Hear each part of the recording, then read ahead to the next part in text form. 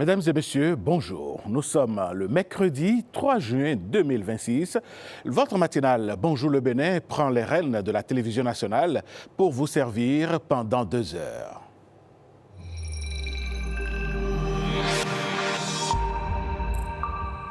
L'information est capitale par ici et ce matin, le bulletin matinal porte la signature de Génial Afouda Monsi Agboka.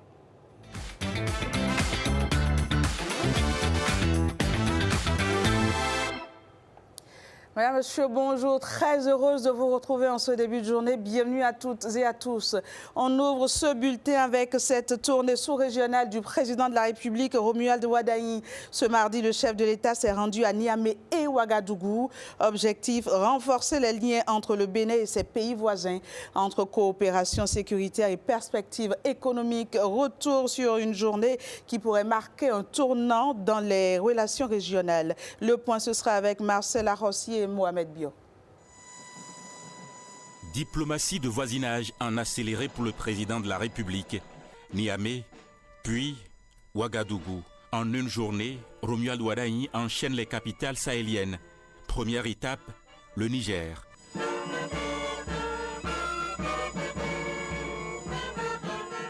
Et ici, les images parlent presque d'elles-mêmes. Accueil chaleureux, échanges souriants, proximité assumée entre les deux chefs d'État.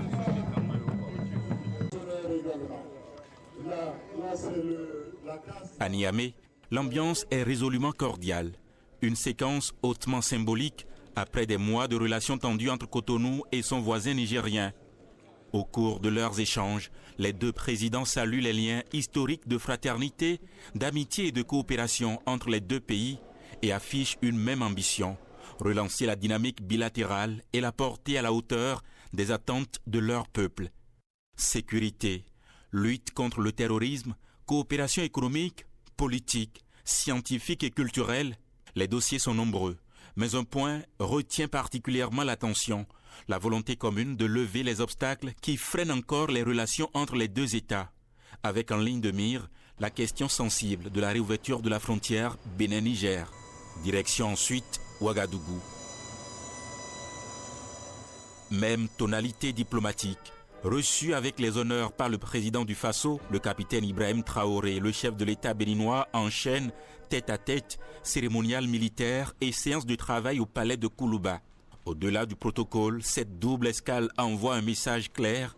À peine investi, Romuald Wadagne fait du dialogue régional, de la coopération sécuritaire et du réchauffement des relations de voisinage l'un des premiers marqueurs de son mandat. À l'issue de l'entretien entre le président Romuald Wadagne et son homologue nigérien, plusieurs perspectives porteuses d'espoir sont évoquées. Les précisions dans ce communiqué conjoint. Suivez plutôt. Cette visite au Niger procède de la tradition d'échanges et de consultations entre États voisins. Elle témoigne de la volonté commune de consolider davantage les liens d'amitié, de fraternité, de coopération agissante qui unissent le Bénin et le Niger. Les deux présidents ont eu un entretien en tête-à-tête suivi d'une séance de travail élargie aux membres des deux délégations sur plusieurs sujets d'intérêt commun. Les échanges se sont déroulés dans un climat de grande cordialité et ont permis de faire un examen approfondi des défis auxquels les deux pays sont confrontés, ainsi que des sujets majeurs qui font l'actualité au plan sous-régional et international. Au cours de leurs échanges, les deux présidents se sont félicités de relations anciennes de fraternité, d'amitié et de coopération qui lient le Niger et le Bénin et ont réaffirmé leur commune volonté de dynamiser la coopération bilatérale pour la hisser à la hauteur de leurs ambitions et des attentes légitimes de leurs peuples respectifs qui aspirent à la paix, à la sécurité et au développement. Sur le plan sécuritaire, les deux présidents ont évoqué la menace terroriste au Sahel et en Afrique de l'Ouest, Ils ont réaffirmé leur engagement à unir leurs forces pour combattre le fléau du terrorisme et du banditisme qui sévit depuis plusieurs années dans la sous-région et qui compromet la mise en œuvre effective de tous les programmes de développement initiés par le gouvernement de leur pays. Les deux présidents se sont déclarés convaincus de la nécessité de renforcer la coopération au plan politique, économique, scientifique, culturel entre les deux pays et sont convenus d'accroître les échanges mutuels à tous les niveaux, notamment à travers la tenue régulière de la commission mixte de coopération nigéro-béninoise. Ils ont exprimé leur engagement à œuvrer à la levée de tous les obstacles au renforcement de la coopération entre les deux pays, notamment la réouverture de la frontière Bénin-Niger. Un comité d'experts chargé de recenser et de lever les 10 obstacles a été mis en place à cet effet. Il dispose d'un délai de 15 jours pour rendre son rapport aux deux chefs d'État. Son Excellence, le général d'armée Abdourahmane Tiani, président de la République, chef de l'État, a adressé ses sincères remerciements à son frère et homologue du Bénin pour sa visite au Niger. Son Excellence Romuald Wadani, président de la République du Niger, président de la République du Bénin, chef de l'État, a exprimé ses sincères remerciements à son frère et homologue du Niger pour l'accueil chaleureux et fraternel qui lui a été réservé ainsi qu'à sa délégation. Son Excellence Romuald Wadani, président de la République du Bénin, a invité son Excellence le général d'armée Abdourahmane Tiani, président de la République du Niger, chef de l'État, à se rendre en visite officielle au Bénin. Cette invitation a été acceptée avec gratitude et la date sera fixée par voie diplomatique. Fait à Niamey le 2 juin 2026. Je vous remercie. Et au-delà des discours diplomatiques, vous l'imaginez bien, ce sont des millions de citoyens qui pourraient bénéficier du rapprochement entre le Bénin et le Niger. La réouverture envisagée des frontières, la reprise des échanges commerciaux et le renforcement de la coopération sécuritaire.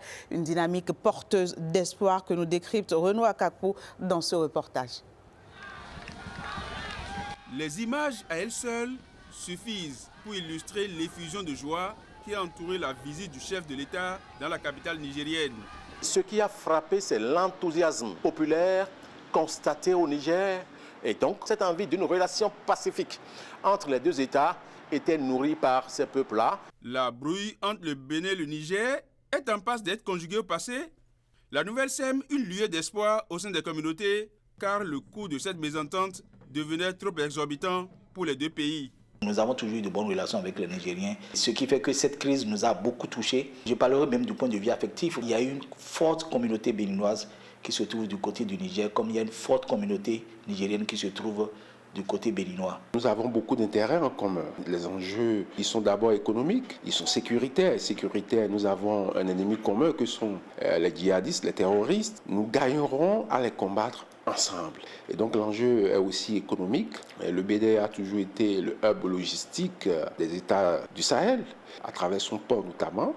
Dans un monde marqué par l'intensification des crises et face aux défis économiques et sécuritaires qui s'amoncellent dans la sous-région, plus aucun pays ne peut s'offrir le luxe d'un isolement au risque de jeter en pâture l'ensemble de la communauté. Les peuples sont demandeurs de cette paix-là. Les deux chefs d'État ont l'obligation de concrétiser cette paix-là qui a l'avantage de normaliser les relations entre les deux pays. L'offensive diplomatique lancée par le président Romuald Wadani et la convergence de vues avec les autorités nigériennes revêtent désormais une portée historique. Nous assistons à un dégel de la crise du fait du déplacement du chef de l'État. Nous devons être tous satisfaits de ce qui est en train d'arriver. Le président Wadani a bien fait donc de prendre langue une fois qu'il a pris les charges qui sont aujourd'hui les siennes avec les responsables de ces pays-là pour que si divergence il y a, il faut les aplanir et aller de l'avant.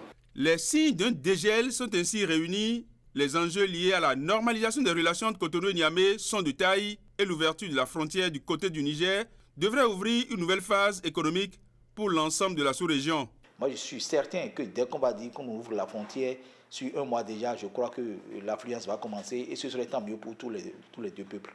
Les Béninois, les Nigérians ont espoir que dès les prochains jours, les voies terrestres entre le Bénin et le Niger passent pour le bien des deux économies. Avant la crise, le Niger représentait environ 80% du volume de transit du port de Cotonou sur un trafic global qui avoisinait les 10 millions de tonnes annuelles jusqu'en 2023. Parlant toujours des chefs d'État béninois et nigériens, leur rencontre suscite plusieurs attentes au sein des communautés des deux pays. Tenez, à Niamey, les Béninois de la diaspora expriment leur soulagement et leur espoir de voir s'ouvrir une nouvelle page dans les relations entre le Bénin et le Niger. On les suit.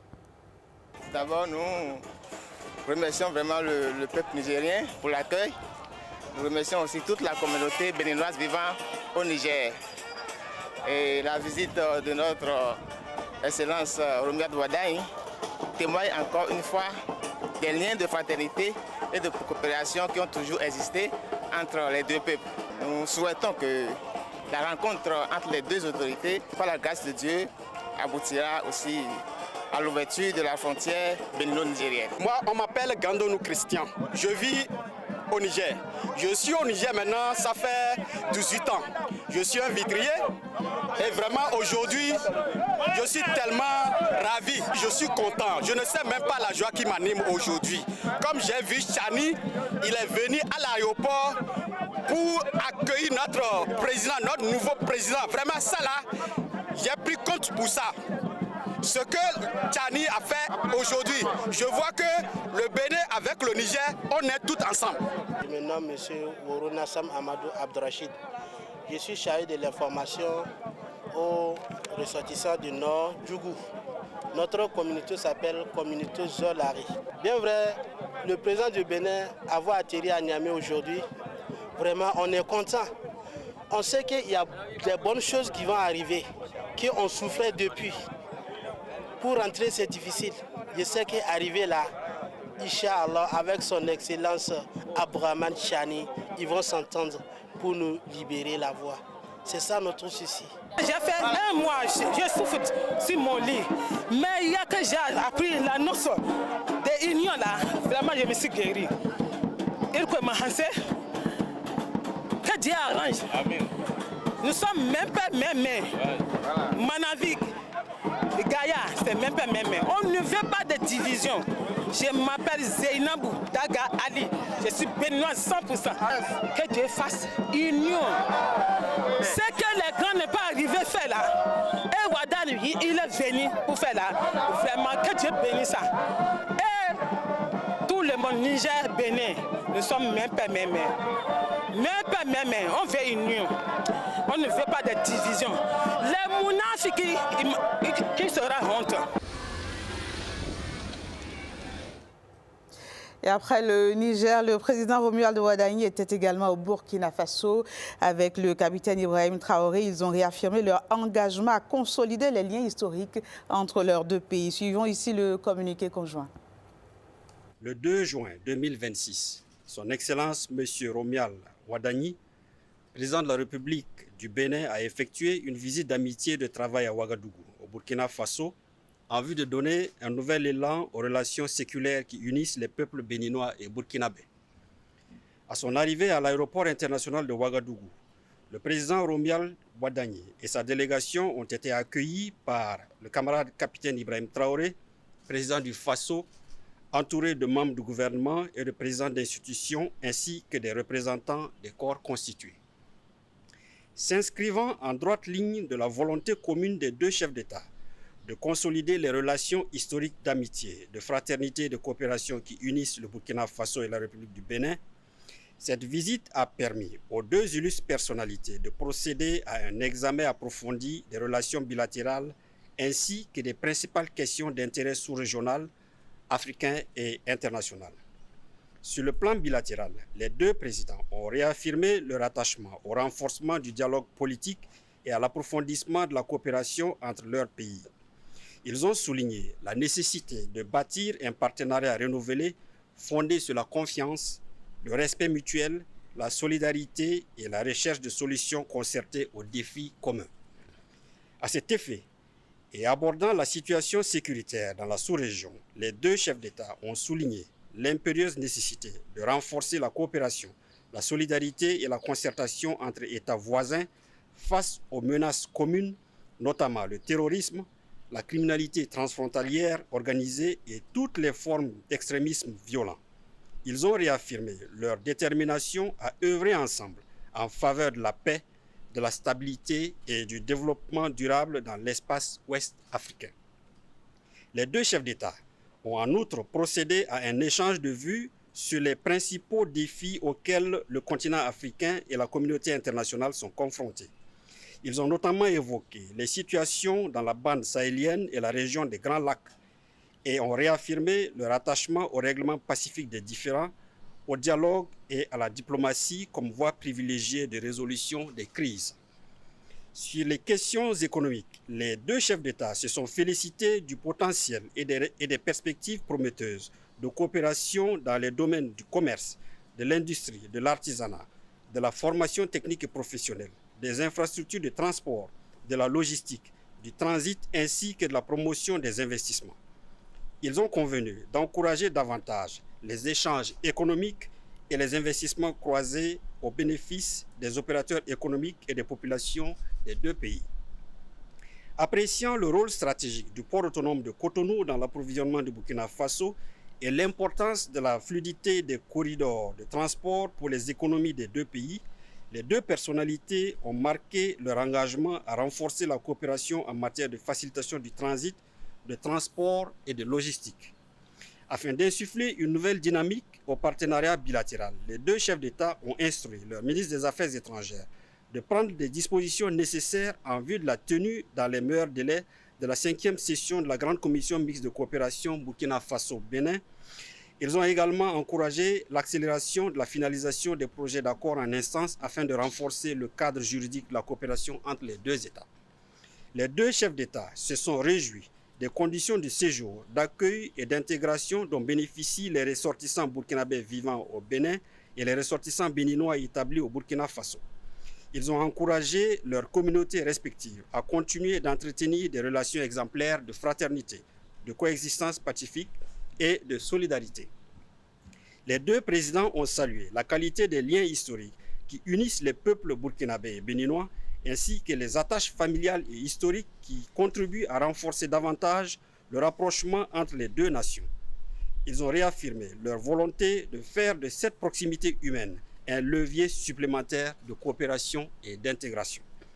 Au terme de sa visite, son Excellence M. Romial Wadani a exprimé sa profonde gratitude au camarade capitaine Ibrahim Traoré, au gouvernement et au peuple burkinabé pour l'accueil fraternel, chaleureux et l'hospitalité qui lui ont été réservés, ainsi qu'à la délégation qui l'accompagnait. Le camarade capitaine Ibrahim Traoré a saisi l'occasion pour réitérer à son homologue du Bénin ses vives félicitations pour sa brillante élection à la tête de la nation béninoise et ses vœux les plus sincères de réussite de son mandat.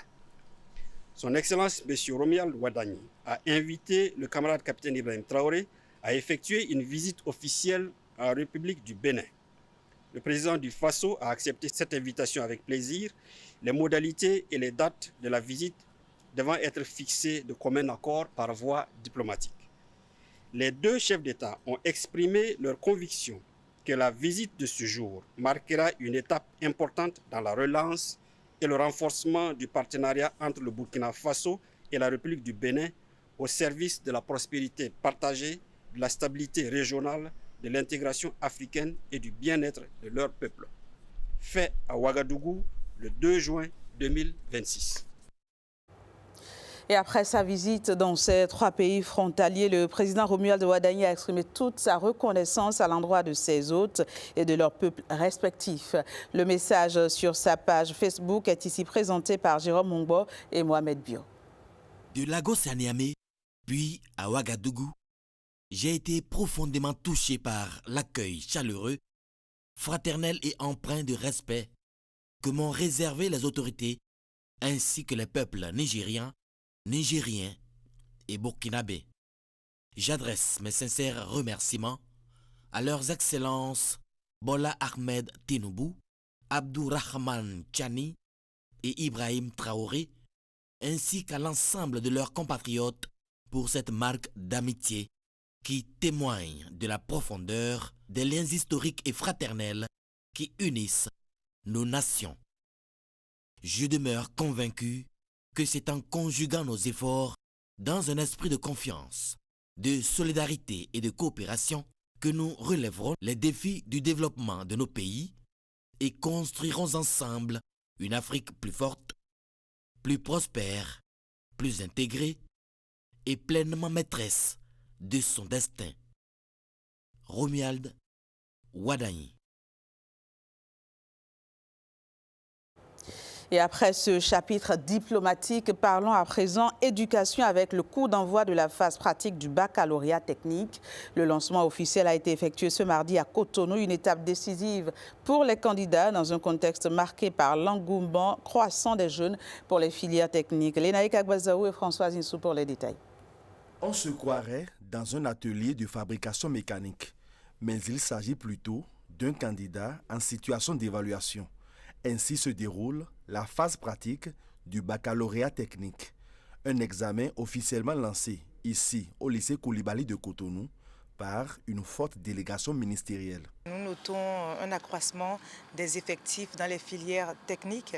En 2016, nous étions autour de 2000 apprenants à peu près et aujourd'hui nous sommes pratiquement à 10 000 apprenants et de l'année dernière à aujourd'hui il y a eu 20% d'accroissement. Ça veut dire que les messages portés par le gouvernement, les efforts faits par le gouvernement pour rendre les filières techniques attractives payent en fait. Qu'on le veuille ou non, nous avons besoin des personnes qui ont des compétences exploitables tout de suite.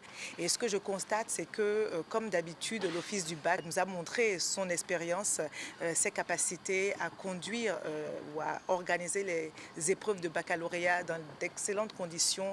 Au total, 9 572 candidats au baccalauréat technique répartis dans différents centres de composition sur toute l'étendue du territoire national passent actuellement leurs épreuves pratiques avant de poursuivre avec la phase théorique qui démarre pour les candidats des autres séries le 15 juin prochain.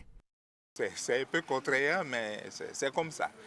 C'est une spécificité parce qu'on ne peut pas comprendre que les techniciens composent seulement sur papier et qui n'aillent pas à la pratique. Donc on les évalue sur la pratique. Donc à l'endroit de nos apprenants, donc mes encouragements.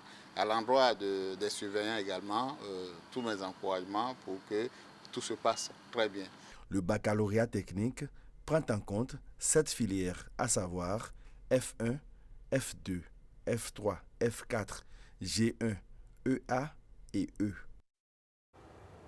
Voilà qui vient mettre un terme à ce bulletin que j'ai bien évidemment eu du plaisir à vous présenter. Mesdames, Messieurs, très bonne journée à toutes et à tous. Alain, c'est à vous.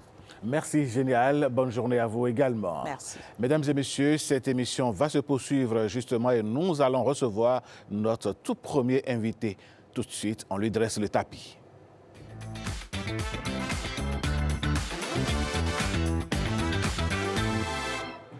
Le président Romuald Wadagni, président de la République du Bénin, a entamé 10 jours après son investiture une tournée ouest-africaine. Tournée qu'il a amenée chez nos voisins immédiats, le Nigeria, le Niger et le Burkina. Quelle lecture peut-on faire de ce choix du président de la République de prendre langue avec ses voisins immédiats? Pour en parler sur ce plateau, j'ai avec moi un expert senior en communication et je dirais en géopolitique. Régis Rompé est à la maison. Régis, bonjour. Bonjour le Bénin, bonjour à vous. Merci d'avoir accepté notre invitation. Je vous en prie. Vos premières impressions du choix du président de la République de ne pas aller loin de son pays, mais plutôt d'aller vers les voisins immédiats. Exactement, et de jouer la proximité. En réalité, ce n'est pas très étonnant. Rappelez-vous, pendant le lancement du projet de société donc, du candidat Wadagni et juste après son investiture, et d'ailleurs même pendant son investiture, il avait déjà lancé, j'allais dire, des signaux qui étaient très clairs. par rapport à nos voisins. Donc évidemment, il y a eu le grand voisin de l'Est, mais essentiellement, son propos, c'est exactement appesanti sur les pays sahéliens. Donc en réalité, ce n'est pas tant surprenant parce qu'il y a déjà eu 2 actes. Et le premier acte diplomatique qu'il a posé à l'intérieur du pays, c'était pendant son investiture. Vous voyez, il y avait le Premier ministre nigérien, il y avait le Premier ministre des Affaires étrangères burkinabé et malien. Et donc à l'intérieur même, je dirais, du Bénin, il a déjà posé son premier acte diplomatique. Et donc cette tournée, en réalité, je dirais plutôt ce marathon express qu'on a vu venir et qui effectivement a montré, je dirais, à la fois l'efficacité de la diplomatie béninoise et surtout l'entre-gens et le leadership donc, du président Ouaddaï, et de montrer qu'en réalité, nous devons faire la politique de notre géographie. Et donc c'est en cela que si nous voulons entretenir de bonnes relations de voisinage avec nos voisins, il faut commencer à aller vers eux. Et ça je dirais, ça fait partie à la fois de la tradition africaine, d'aller vers les gens vers lesquels on veut s'entendre, on veut coopérer. Et aussi, il y a aussi quand même aussi une part de pragmatisme et de réalisme. Le premier pays visité par le président Robert Ouaddaï reste le Nigeria, le grand voisin. Oui. Entre les 2 pays, il y a quand même des liens séculaires, datant des millénaires, j'ai envie de dire. Totalement. Mais aussi et surtout, on se rappelle les événements malheureux du 7 décembre 2025 dans notre pays. Exactement. Le Nigeria a répondu présent. Oui.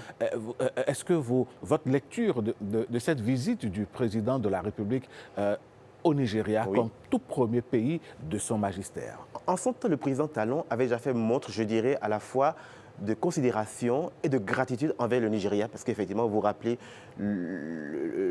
heureusement, le tragique épisode que nous avons vécu, mais qui, heureusement, a été éteint, a été anesthésié, grâce, évidemment, aux forces de défense et de sécurité du Bénin, qui s'y sont mis et qui ont mis un stop à cette aventure, à cette mésaventure.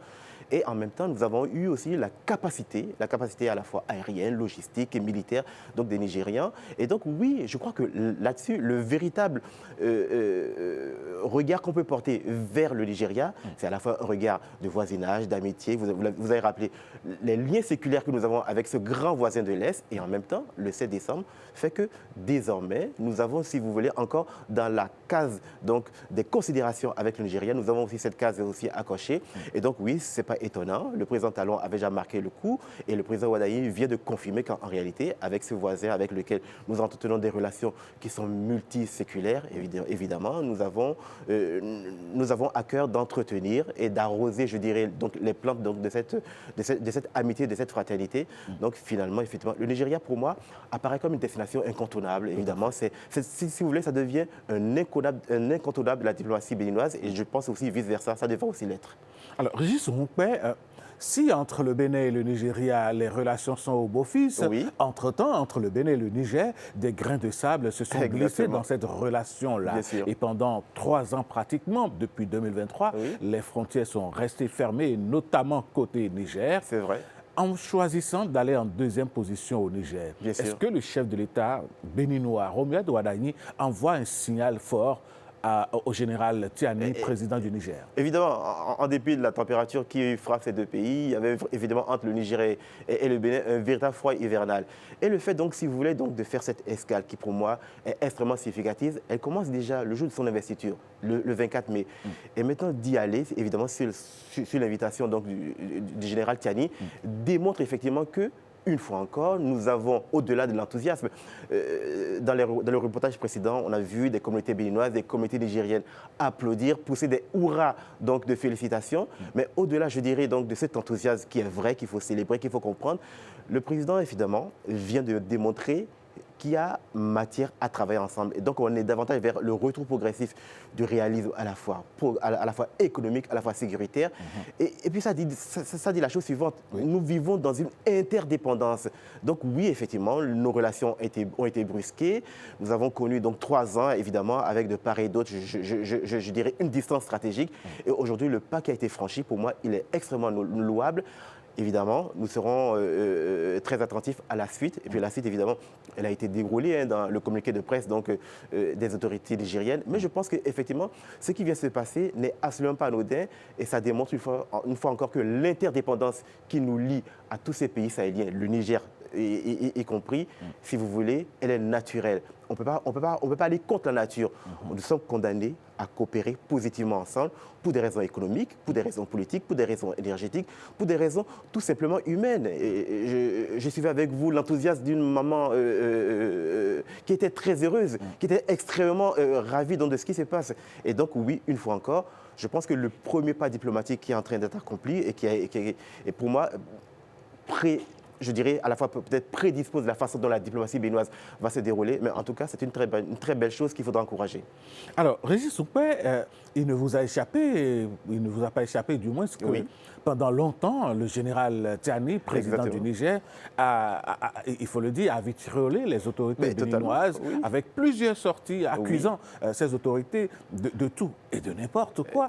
Selon certains observateurs, l'attitude tout à fait changeante du président nigérien, le général Tiani, comment est-ce que l'on peut l'expliquer? On se pose cette question. Oui, je pense qu'effectivement, on ne va pas revenir, je dirais, sur les tombereaux d'injures et d'accusations qui parfois étaient totalement inappropriés, surtout concernant le Bénin. On aurait abrité des bases militaires, on serait à l'origine, si vous voulez, de dégâts et de désastres. De l'autre côté, non, ce qui est effectivement faux. Et le Bénin, à plusieurs reprises, les diplomates béninois, les autorités béninoises ont prouvé, ont même demandé à ce que les Nigériens aussi, s'ils le souhaitaient, évidemment, qu'ils pourraient venir au Bénin. Je pense qu'on est bien loin.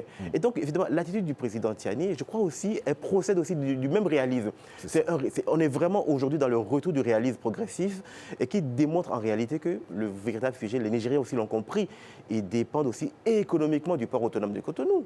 Ils dépendent également aussi, je dirais, non seulement donc dans les relations économiques, donc du Bénin d'une manière ou d'une autre, parce que on a beau le dire, le Bénin, on est un pays effectivement à la fois un grand pays de services, on est un pays avec une stratégie économique qui est extrêmement gagnante et qui certainement sera amenée à évoluer. Et donc les Nigériens aussi ne sont ni sourds ni aveugles. Donc effectivement, peut-être à la faveur donc, du nouveau président, le président Tiani, évidemment, a dû comprendre que le véritable sujet aujourd'hui était d'arrêter de faire de l'idéologie et d'être très pragmatique. Et le pragmatisme commence par de l'économie, de la sécurité, de la diplomatie et tout simplement de la fraternité qu'on a vue évidemment à travers vos images. Vous faites si bien de le dire, puisque dans les réactions, on a vu que les opérateurs économiques nigériens, surtout, ont vraiment bien accueilli la visite du chef de l'État béninois dans leur pays. En background, qu'est-ce qu'ils espèrent finalement? Ils espèrent évidemment la frontière l'ouverture des frontières. Ils espèrent effectivement que, parce que pendant 3 ans, on peut imaginer que tous ces opérateurs économiques, ces transporteurs, ces transitaires, effectivement, comme on le dit communément, ont souffert effectivement de la fermeture qui n'était pas du fait béninois. Il me semble que la partie nigérienne pendant longtemps s'est attelée, arc-boutée à obtenir, je dirais, du Bénin des choses qui n'étaient pas vraies, qui n'étaient pas censées.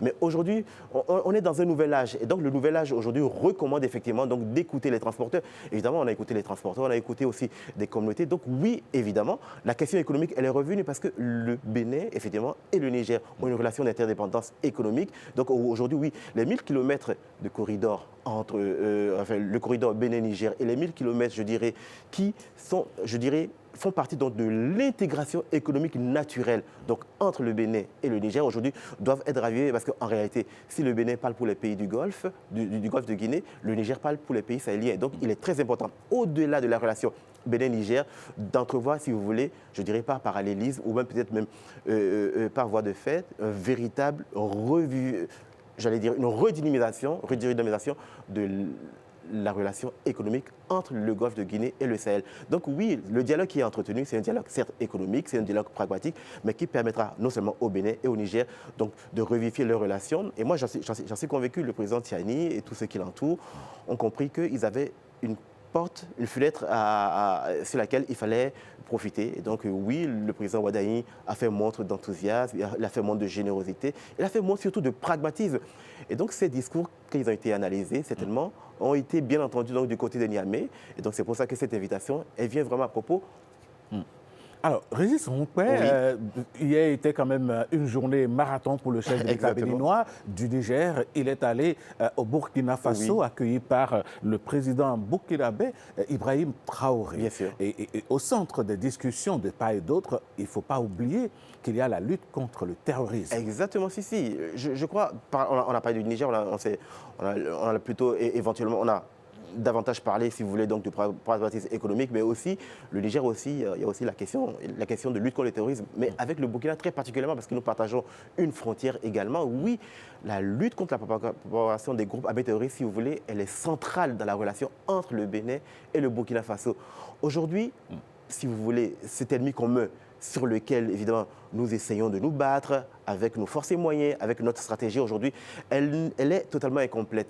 Elle sera complète si nos partenaires burkinabés et nous travaillons ensemble. Donc oui, effectivement, la lutte contre les groupes armés terroristes, cette hydre évidemment qui s'étend et qui malheureusement cisaille notre sécurité aujourd'hui, doit être appréhendée des deux côtés. Donc oui, effectivement, je crois que la question sécuritaire et militaire, elle est très importante.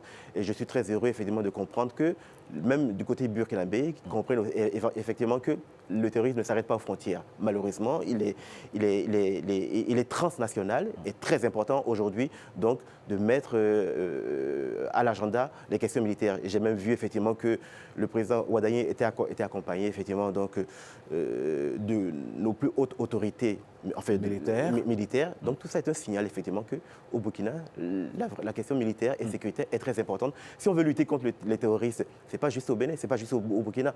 Il faut qu'il y ait une stratégie à la fois bilatérale et même régionale si possible. Alors, l'autre fait marquant de cette tournée du président béninois, c'est en quelque sorte ce qu'on peut appeler le retour de la sens, puisqu'il a invité ses homologues à venir au Bénin. Comment voyez-vous cette attitude? Oui, en protocole diplomatique, effectivement, il a fait jouer la réciprocité, ce qui est extrêmement louable et intéressant. On verra, moi j'en suis convaincu, on observera vraiment avec grande attention le retour, je dirais, à la normale, parce qu'aujourd'hui, on est sur une pente qui est plutôt une pente progressive, qui est une pente plutôt positive.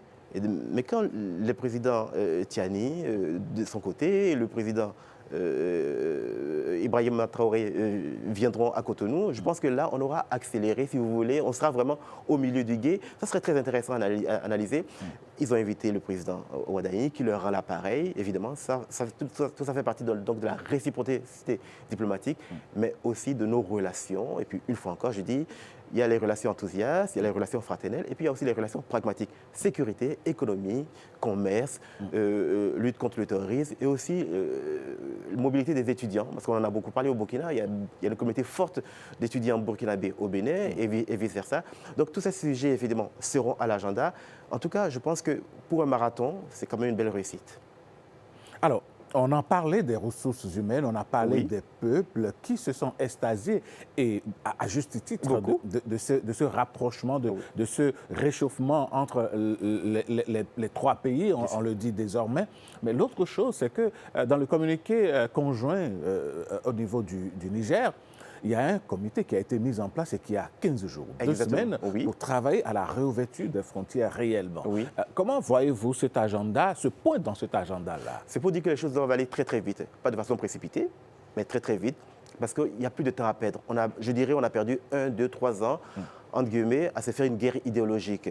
On a perdu des années, effectivement, à ne pas travailler ensemble, alors que nous avons un destin commun, nous avons une interdépendance commune. Donc, ce comité d'experts, en réalité, il y aura une partie béninoise, une partie nigérienne. Tout à fait. Et effectivement, pendant 15 jours, devra tabler, effectivement, sur les différents, les éliminer et prendre les avantages. Donc, oui, on peut estimer que rapidement, concernant le Niger, on réfléchira à la réouverture des frontières, et puis effectivement, on mettra, si vous voulez, à l'ordre du jour les questions sécuritaires.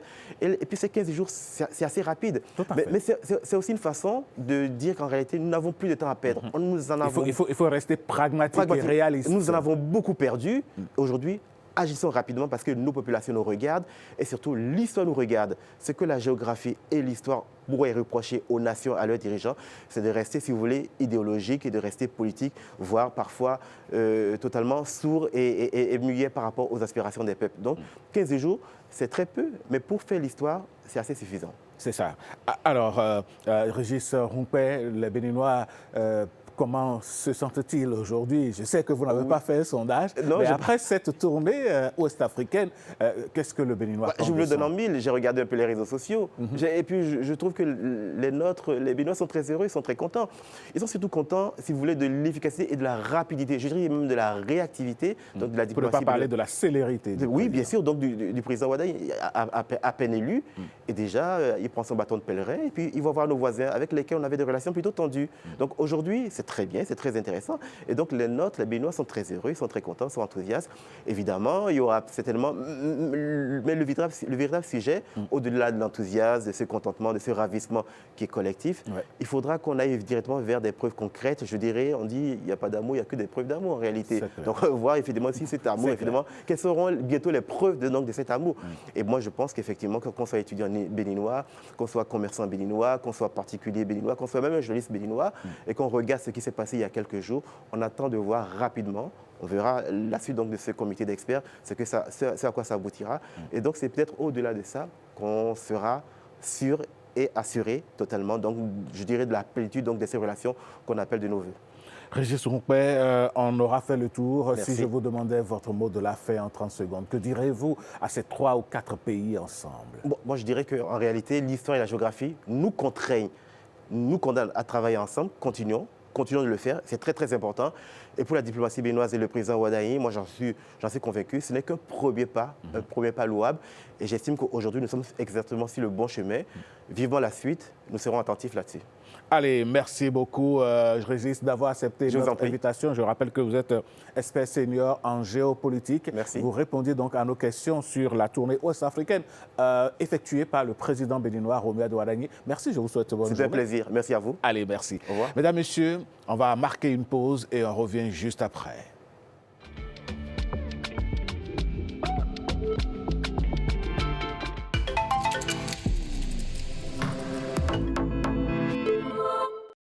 Retour à l'antenne, mesdames, messieurs, je dirais retour plateau pour accueillir tous les événements qui s'inscrivent à la une de la culture, de l'éducation et autres. C'est tout de suite.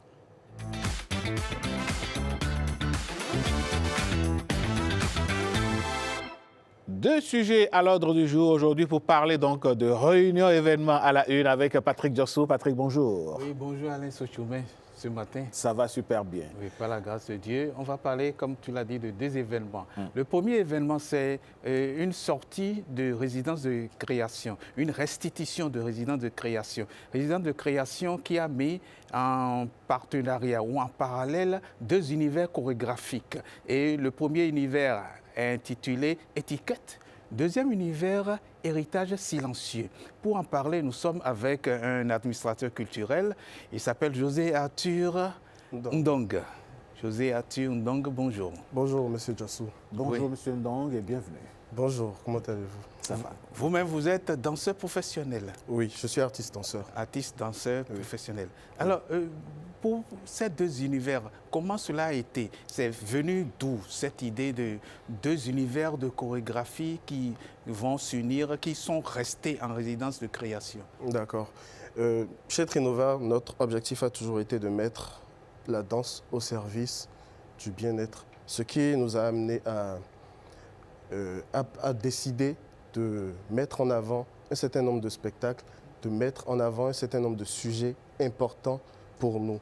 Oui. Et nous sommes un collectif qui travaille ensemble depuis hyper longtemps, donc c'est ce qui nous a donné envie de créer ces 2 spectacles. D'accord. Oui. 2 spectacles, je dirais, parallèles? Oui, plus ou moins. Les 2 touchent à des thèmes sociaux assez importants, assez poignants. Héritage silencieux a pour objectif de dénoncer les conséquences toxiques des relations entre les parents sur leurs enfants. Tandis que Étiquette a pour objectif, lui, de dénoncer les effets désagréables, toxiques, tout aussi négatifs de l'intolérance sur le plan ethnique, sur le plan social, sur le plan religieux, et j'en passe. D'accord. Voilà. Mais maintenant, parlons de chaque spectacle. Étiquette, c'est avec quel danseur? Il y a 2 danseurs, donc, comme pour Héritage silencieux. Qui sont les danseurs et comment le travail a été fait? D'accord. Étiquette est présentée par Kelly Dakpe et Rock Kiki. D'accord. Et Héritage silencieux est présenté par Hélène Amoussou et Fréjus Ogou. Donc, du côté de étiquette, ça a été fait comme se fait n'importe quelle création chorégraphique. Tout commence par de la recherche. Nous essayons de voir qu'est-ce qui se passe autour de nous qui touche à notre thème. Et c'est sur la base du résultat de ces recherches-là que nous créons ce que nous avons à créer sur la scène. La grande difficulté, c'est de passer des faits que nous observons, de notre envie de dénoncer ces faits à leur traduction chorégraphique, c'est-à-dire en mouvement. Oui. Et voilà. Parce que ce sont des mouvements, ce n'est pas qu'on parle pour qu'on puisse dire, voilà, il a parlé, il a dit que c'est tel fait. Non, ce sont les mouvements qui rendent compte de ces faits. Exactement. Alors, moi, j'ai une petite question pour vous. Oui. Comment est-ce qu'à l'issue de ce travail, vous amenez le spectateur à percevoir les messages que vous véhiculez à travers ces danses? Il faut dire, les démarches sont différentes selon le danseur, selon le chorégraphe et tout. Nous avons choisi d'opter pour des signes subtils que nous plaçons dans le spectacle. Ça peut être des mouvements, ça peut être la musique qu'on utilise, ça peut être des projections, un peu de tout ce qui nous permet de réaliser cela. Oui. Voilà. Et le spectateur qui vient poursuivre, il comprend peu ou prou ce qui est diffusé. On va suivre un élément qui montre un peu les préparatifs, qui montre un peu le travail qui a été... Silencieux, chorégraphie, j'ai bien dit sonore, mais silencieuse également. Exactement. Oui. Quel est le message à travers cette portion entre les deux chorégraphes que nous venons de voir? Quels sont ces gestes-là qui devraient nous parler? Cette partie du spectacle décrit en particulier les débuts des relations entre les parents. C'est-à-dire, au début, on parle d'amour, on se dit « je t'aime moi non plus » et tout. Mais après, on oublie qu'il n'y a pas que ça qui compte. Il n'y a pas que ça qui crée une famille et qui maintient une famille en place. Parce que derrière, c'est des enfants qui peuvent en bénéficier ou en souffrir. Et c'est ce que nous traduisons dans cet extrait. Alors, et tout cela va être rendu, il y aura la restitution le samedi prochain. Parlez-nous du spectacle. Le samedi prochain, à quelle heure et où? C'est Wallo Dance Center? Exactement. Oui. C'est à Wallo Dance Center, à Bomé-Calavi, à 19h30, ce samedi 6 juin.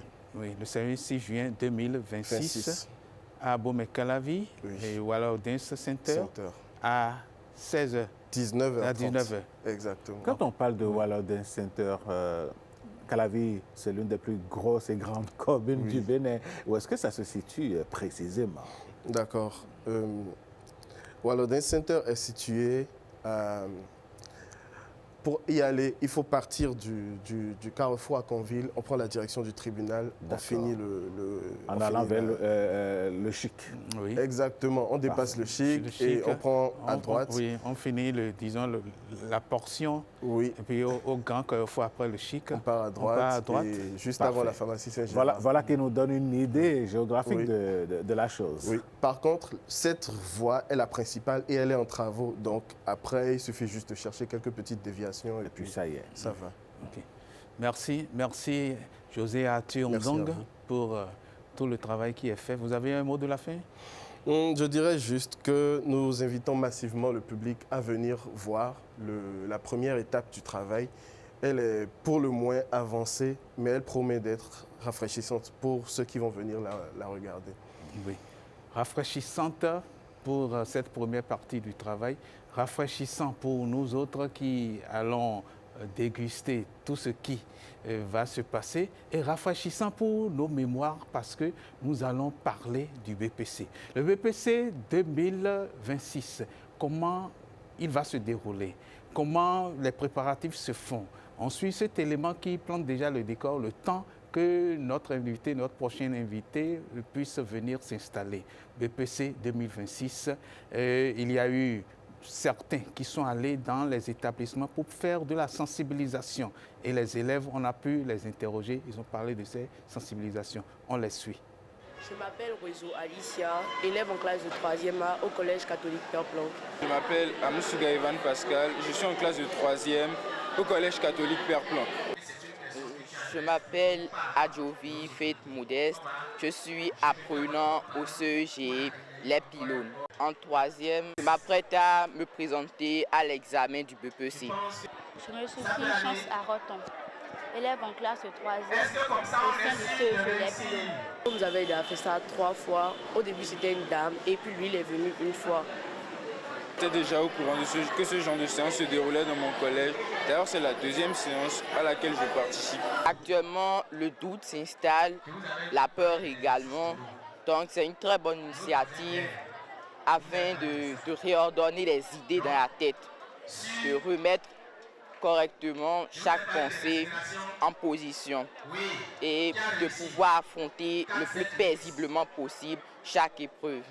Bonne séance, c'est une séance qui motive, qui donne la confiance en soi. Et une séance qui permet d'éviter aussi beaucoup le stress. J'ai pu retenir que je devais avoir confiance en moi.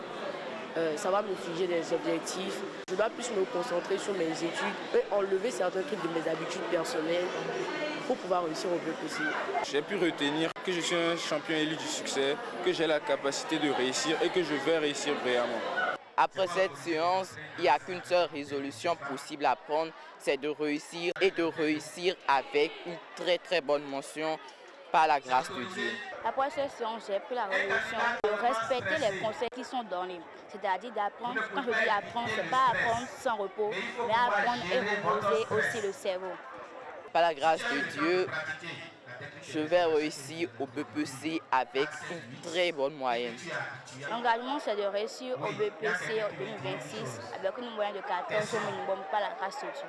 J'ai la capacité de réussir et je vais réussir brillamment d'ailleurs. Je prévois aux alentours de 17 ou 18 de moyenne pour le BPC. J'ai choisi de réussir et je vais réussir.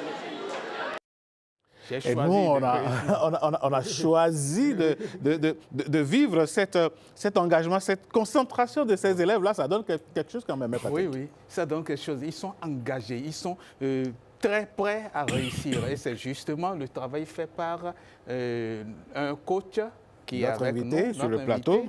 Et le psy qui était avec nous, le psy André Alikhonou. Alors, les deux font des travaux, et ce n'est pas qu'ils le font ensemble, mais c'est des travaux parallèles, complémentaires. Et pour pouvoir en parler aujourd'hui, on va parler de ce travail qui permet d'avoir une nécessité de 3 éléments. 3 éléments. Coach, vous avez parlé de 3 éléments en coulisses. Quels sont ces 3 éléments-là? Il y a la concentration. Oui, allez-y. Mais avant, on va présenter notre invité, coach Betaro. Bienvenue à la maison. Bienvenue chez nous, chez vous. Voilà. Bienvenue chez vous. Merci. Et ces 3 éléments, il y a de la concentration, il y a de la proclamation au succès et de la disponibilité des parents. D'accord. Donc, 3 éléments qui sont nécessaires pour que le BPC puisse être effectif.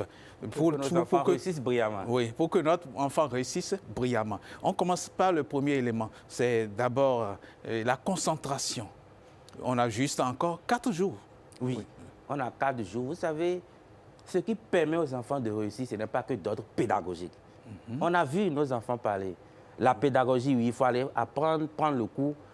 Mais il y a d'autres réalités qui interviennent, qui suscitent et qui créent. L'autre a dit, j'ai choisi. Oui. Elle a décidé de réussir. Oui. C'est d'autres méthodologiques. Et c'est en cela que le coaching a un plus. Et un autre qui dit, à l'issue de cette séance, il n'y a d'autres résolutions à prendre que de réussir. Il n'y a que l'option du succès. Oui. Vous voyez, donc le coaching, où nous parlons de la méthodologie du succès à l'école et de la méthodologie du succès à l'approche.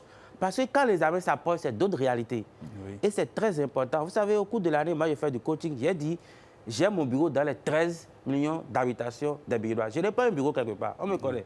Mon bureau, c'est dans votre maison, c'est dans votre maison. Oui. Je n'ai pas un bureau quelque part. Et quand je vais dans l'année scolaire, j'ai fait des bilans avec les enfants, où j'ai un enfant où on voit qu'en interrogation, il travaille, mais en devoir, il ne performe pas. Et quand j'ai checké, j'ai voulu savoir, il dit non, parfois en devoir, je pars hors de moi. C'est-à-dire, je passe des moments où je ne suis pas là. Il s'évade. Mais en interro, le professeur, il a dit, ça attire l'attention, l'enfant travaille. Mais on a constaté qu'en devoir, il s'évade. Et c'est en cela que je dis qu'il est important que nos enfants apprennent à être concentrés. Être concentré, c'est quoi? C'est porter son attention sur quelque chose. Donc, vous voyez que ce qui permet de réussir n'est pas que d'autres pédagogiques. Quand je prends le cas de cet enfant, il dit, moi, je me vade, je passe 10 à 20 minutes à le refaire, c'est après je reviens. Parce que quand on dit devoir, le suivant, il est là, mais interroge le professeur, il passe. Il n'y a pas la même pression à l'interrogation. À l'interrogation. Et vous voyez, ça joue sur lui. Et c'est en cela que je dis, pas les temps que nos enfants ont besoin d'être concentrés, avoir des exercices pour porter leur attention sur quelque chose. Et c'est simple. Nous ne cherchons pas des trucs ailleurs. Nous avons des enfants. Qu'est-ce que vous faites? On fait des tris souvent, non? On a de trier maïs, tout ça là. Oui. On fait du tri. Oui. C'est des méthodes que j'utilise depuis des années. Les gens aussi utilisent. On donne quoi? Du maïs, du riz, cassé. C'est ça que j'utilise. Tous les enfants crient pas les temps. Ils disent, coach, comment tu peux nous amener? Je dis non. C'est pour être plus efficace. Du riz cassé, de l'haricot. Et quand on mélange tout, bon, il ne faut pas que ça soit beaucoup. Et l'enfant fait le tri. Il met le riz à part, il met l'haricot à part, il met le miel à part. Et maintenant, il compte. Ah oui, ce n'est pas un jeu d'enfant. On peut faire l'exercice un jour. Il compte le nombre de riz. Tout ça, il faut porter son attention sur quelque chose. C'est ce que je fais par les temps qui courent. Ceci vise à améliorer la concentration de nos enfants. Je demande à tous les parents de le faire. On va trier riz, maïs, 3 éléments ou 4. Et puis, quand on trie, on compte. Ça leur permet d'attirer leur attention sur « je suis concentré » avant les examens. On a besoin d'être concentré pour travailler. Parce que pour bien faire l'exercice, il faut être dedans. Il ne faut pas s'évader. Nos enfants ont parfois ces difficultés par les temps qui courent. D'où la concentration. OK. La deuxième, la proclamation du succès. Oui. Nos enfants doivent proclamer qu'ils vont réussir. Ils ne peuvent pas ne pas réussir. C'est notre slogan. Oui. Et vous voyez, ils l'ont dit tout à l'heure, proclamer le succès. Oui. Ils sont champions élus du succès. Oui. Quand on va élus du succès, quand on va au BBC ou au bac aussi, on dit qu'il faut une reprogrammation du nom. J'ai dit, mon cas, mon fils, Fulgence Beto Awangon, élu pour réussir au BPC 2026. Il est champion et il est élu pour réussir. Donc, par les temps que nos enfants doivent proclamer chaque matin qu'ils vont réussir. Moi, je vais réussir brillamment. Ils l'ont dit, je vais réussir brillamment au BBC, avec la moyenne si possible, mais 2026. Donc la programmation, c'est une... On va reprogrammer notre manière de nous percevoir et de concevoir notre succès. Notre manière de penser, notre manière de parler, notre manière de nous engager. De nous engager. Ça, c'est le deuxième élément de la trilogie d'action. Oui, et il faut réussir. Et la troisième, je dirais, le troisième élément sur lequel il faut agir. Ah oui, il faut les parents. Ils sont encore des enfants. Et comme les parents ne sont jamais loin, par les temps qui courent, nous, parents, nous devons être là. Là, parfois, vous savez, parfois, les enfants travaillent la nuit, ils oublient de mettre le moustiquaire, par exemple. Hey, il faut que nos parents, on passe parfois, parce qu'on a besoin d'avoir une très bonne santé, qu'on passe pour mettre. Parfois, ils mangent mal, il faut qu'on soit là pour suivre l'alimentation de nos enfants. Moi, je ne suis pas nutritionniste, mais je sais qu'il faut savoir manger. Moi, j'étais un coup, les enfants, ceux qui ont mangé, je ne vais pas dire ça, ils disent non. Quand vous mangez ça, vous aurez envie de dormir. Il ne faut plus prendre ça le soir. Je ne vais pas dire ça ici. On a reçu dans la rubrique Instant Santé hier un nutritionniste qui a parlé de tout ceci. Les téléspectateurs peuvent aller visiter les plateformes de la télévision nationale et retrouver l'émission Bonjour le Bénin d'hier, Espace Instant Santé, et vous saurez ce dont votre enfant a besoin en termes d'alimentation pour réussir. Oui. Et la dernière chose, les parents doivent encore redire à leurs enfants. C'est vrai que nos enfants proclament, disent tout le temps qu'ils vont réussir, mais il faut que le parent crée l'émotion du succès en disant chaque matin, ils ne sont plus Fulgence, ils ne sont plus Monsieur Patrick, tout ça. Il faut commencer par leur dire que tu es un champion élu pour réussir au BPC 2026. Et j'ai dit, les années à venir, nous n'allons plus parler de la méthodologie du succès, mais on va commencer par parler dans les classes d'examen de la méthodologie du succès à l'approche des examens. Parce qu'en réalité, l'approche, là, c'est depuis septembre. Et c'est comme ça que nous allons loin. Pour rester en harmonie avec ce qui se fait. Dès le premier jour, on ne va plus dire méthodologie du succès. Et quand les examens s'approchent, on va dire méthodologie du succès à l'approche. Ce sera la méthodologie du succès à l'approche depuis septembre. Et la preuve, on va refiliter tous nos cahiers des objectifs. On va réadapter pour aller très loin pour le succès de nos enfants. Oui, aller très loin pour le succès de nos enfants. Merci, coach. Vous avez un mot de la fin pour inciter les parents à toujours être connectés avec leurs enfants pour le BPC qui vient le lundi prochain? Envoyer son enfant à l'école, c'est un lourd investissement. Et cet investissement, on a besoin d'être disponible pour créer les conditions qui prédisposent, qui facilitent et qui renforcent le succès.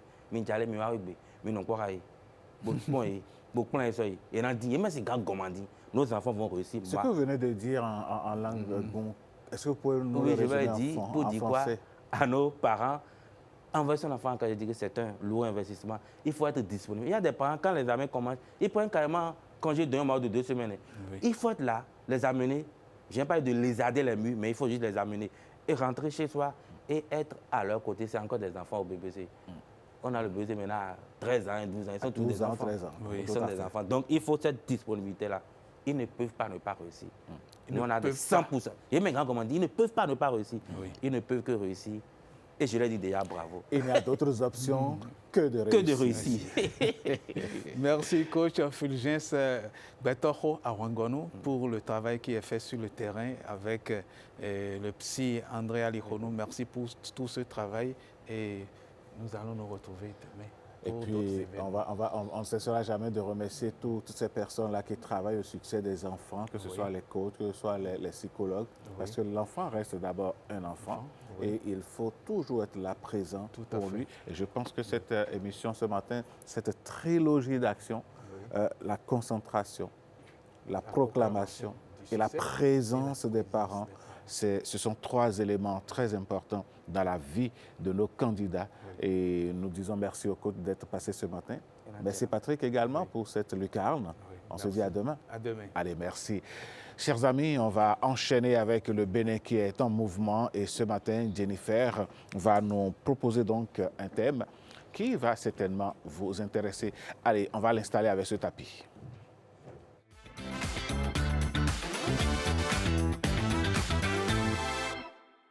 En mouvement, Jennifer Sativi, bonjour. Bonjour Alain, comment allez-vous ce matin? Je vais super bien.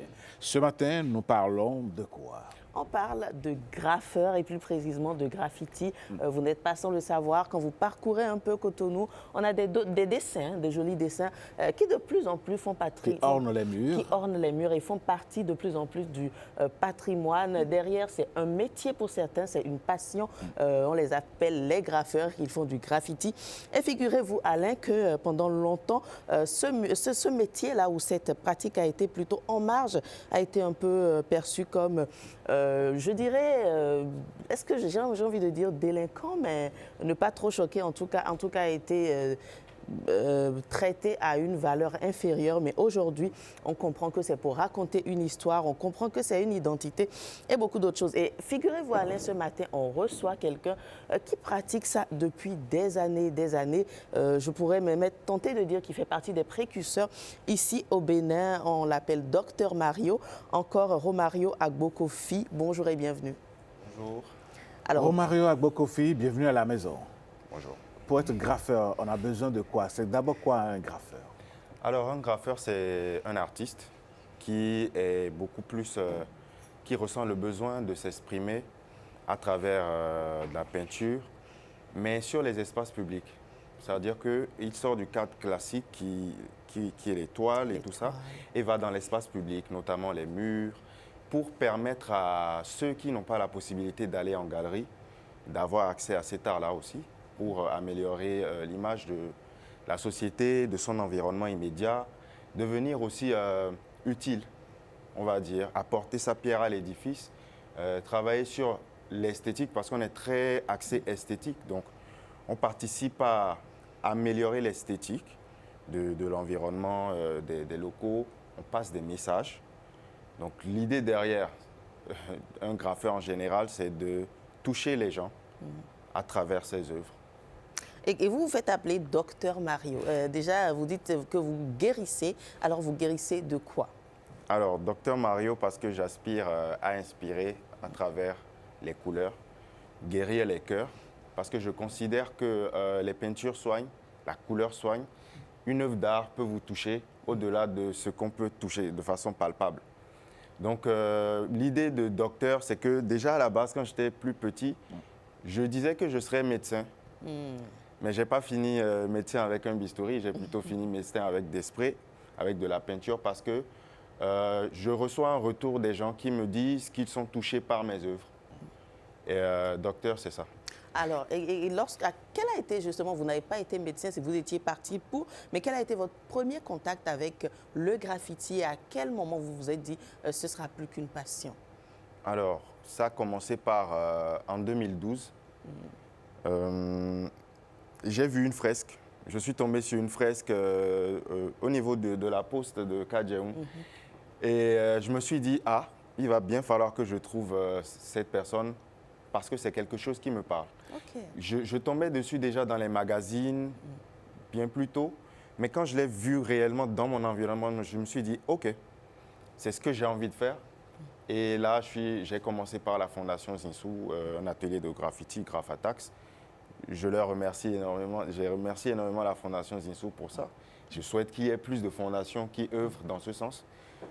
Vous l'avez retrouvé, ce fameux artiste où vous avez... Bien sûr, comme par hasard, c'était l'instructeur au niveau de la Fondation Zinsou pour l'atelier de graffiti. Les premiers graffitis au Bénin sont apparus, en tout cas pour moi personnellement, j'en ai aperçu à la place des Martyrs, à l'époque, le mur en face qui était à côté de l'ancien siège de la pièce. Et comme le disait Jennifer en introduction, après on a vu ces barrés, ainsi de suite. Comme pour dire, ça, on ne l'autorise pas ici. Le graffiti était perçu comme un jeu en griffe de voyous, mais aujourd'hui, c'est un métier, et c'est un métier dont le résultat embellit nos villes. Alors aujourd'hui, comment se portent le graffiti et le graffeur? Je suis très heureux de vous dire que le graffiti se porte très très bien, et encore plus heureux de faire partie de cette génération-là d'artistes. J'aimerais saluer notamment ici Sin Selor, la bombe, qui est l'un des précurseurs, les premières personnes à investir les rues, ceux que nous on a rencontrés par la suite. Donc ça a été phase par phase. Il y a eu le moment où les gens n'ont pas compris. Donc on n'est pas tout de suite allé sur l'étiquette de voyou. C'était plus, on ne comprend pas et on suppose que quelqu'un vous envoie.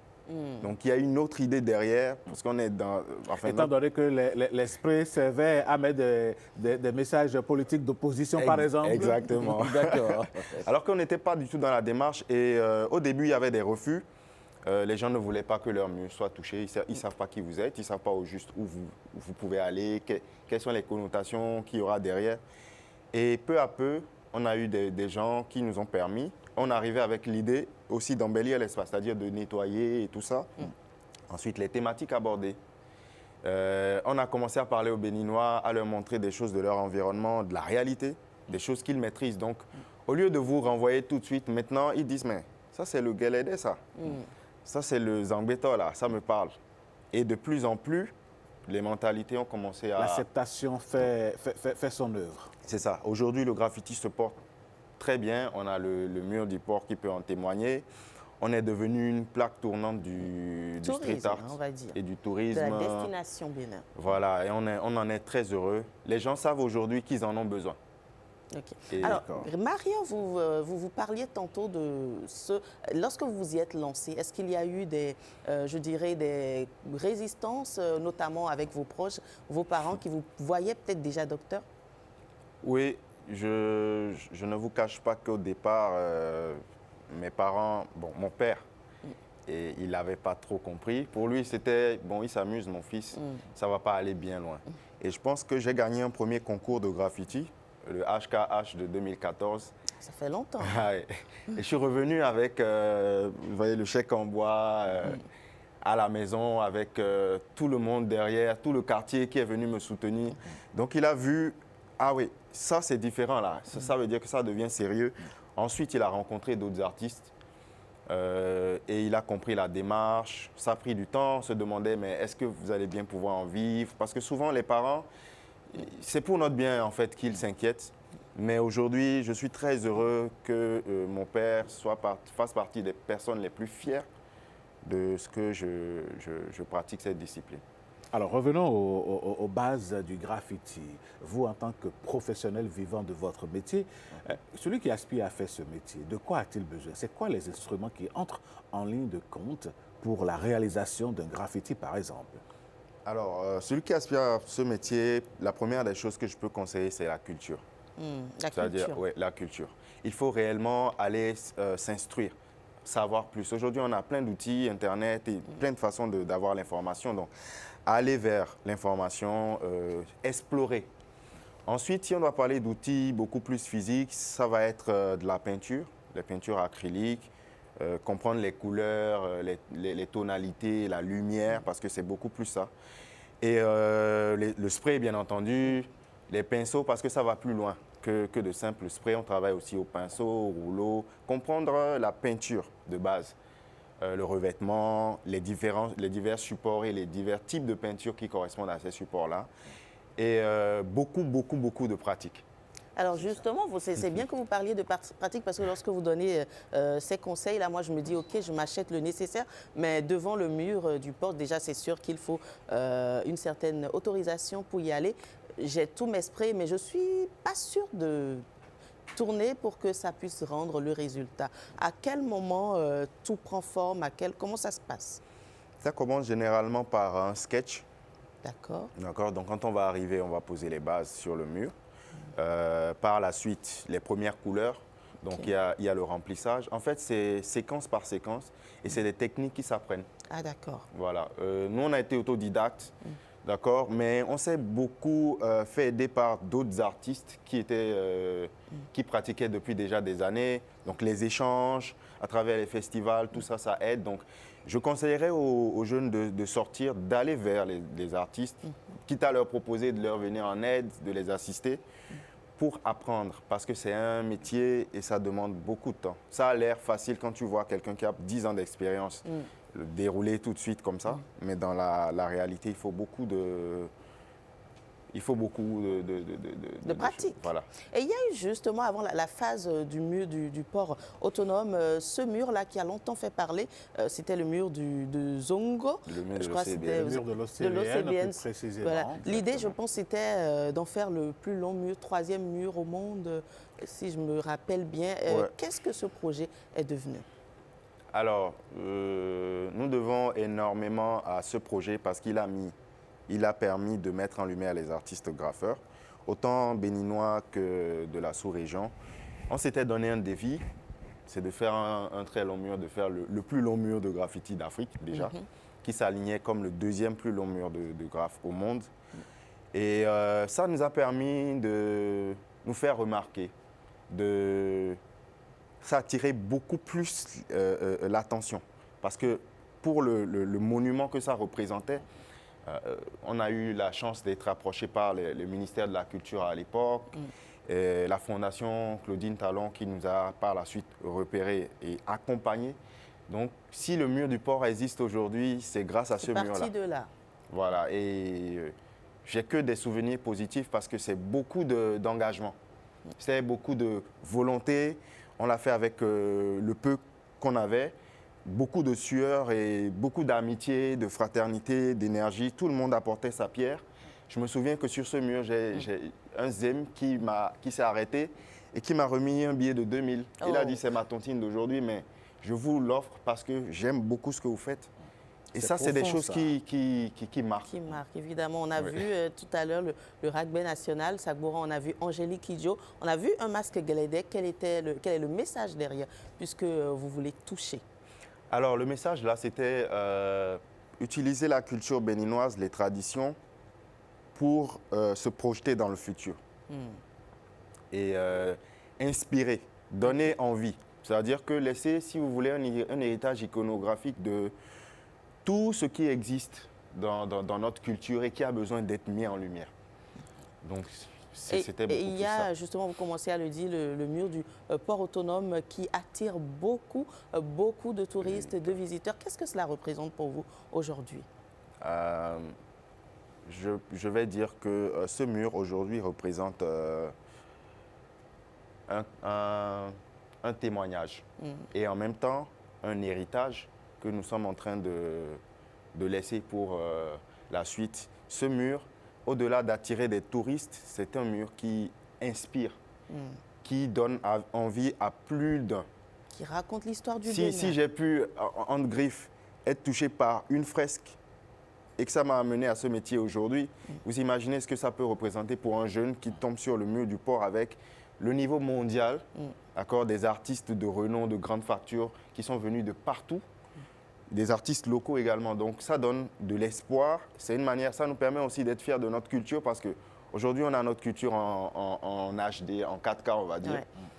Et j'ai vu vos œuvres justement, là on a un poisson c'est le symbole du requin, de Kondo le requin. C'était pour faire un clin d'œil au retour des œuvres de nos trésors royaux. Et il y a eu également cette petite fille qu'on a vue. Qu'est-ce que cela traduit pour vous? Alors, cette fille, elle s'appelle Ahwefa. Je l'ai nommée Ahwefa pour dire que je souhaite la paix, que la maison, parce que c'est celle qui apporte la paix dans la maison. Donc, je souhaite que notre pays soit dans la paix. Et c'est l'avenir. Je travaille beaucoup plus avec les enfants parce que les enfants représentent l'avenir. Et pour moi, le futur du Bénin, d'abord, c'est les enfants. Donc, que ce soit une fille, c'est encore plus caractéristique parce qu'on est au pays des Agodiers. Et aujourd'hui, elle a l'héritage de tout ce que les Agodiers ont fait par le passé, tout ce que vous, en tant que femme des temps modernes aujourd'hui, vous faites. Félicitations à vous, Jennifer. Merci beaucoup. Et à toutes ces femmes qui œuvrent au quotidien pour que la gente féminine soit un peu plus mise en avant. Donc, pour moi, c'est un peu ça. Que dans le futur, ces filles d'aujourd'hui là deviennent des femmes accomplies et révèlent encore plus le Bénin. Et nous avons également vu Bioguera, l'œuvre vous parle certainement. Mais beaucoup, parce que tout ça fait partie de la symbolique. C'est le Bénin du nord au sud, pour Bioguera, pour ce qu'il a été. C'est ne surtout pas se détacher de cet héritage-là, de ces gens qui nous ont précédés et qui ont été des symboles forts, des gens de qui on devrait s'inspirer pour être aujourd'hui des Béninois forts et des citoyens du monde beaucoup plus engagés, totalement investis de leur culture, en accord avec qui ils sont. Alors, le mur est devenu une plaque tournante, vous le disiez. Combien de temps à peu près il faut pour réaliser une plaque, une fresque, jusqu'à de la conception à l'aboutissement? C'est très relatif, mais pour vous donner un ordre d'idée, par exemple, Ahwefa sur le mur du port, il faut en moyenne une bonne semaine de réflexion et 10 à 15 jours de réalisation. Des fois, c'est plus court. Ça va dépendre de la technique, de l'expérience de l'artiste, du timing imposé. Mais en général, 1 mois. 1 mois. Voilà, à tout casser. Merci beaucoup. On va continuer cette discussion dans un instant. Le temps pour nous de faire un clin d'œil à nos partenaires et vous revenir, redécouvrir pourquoi pas le monde du graffiti. Allez, mesdames, messieurs, voici la pause.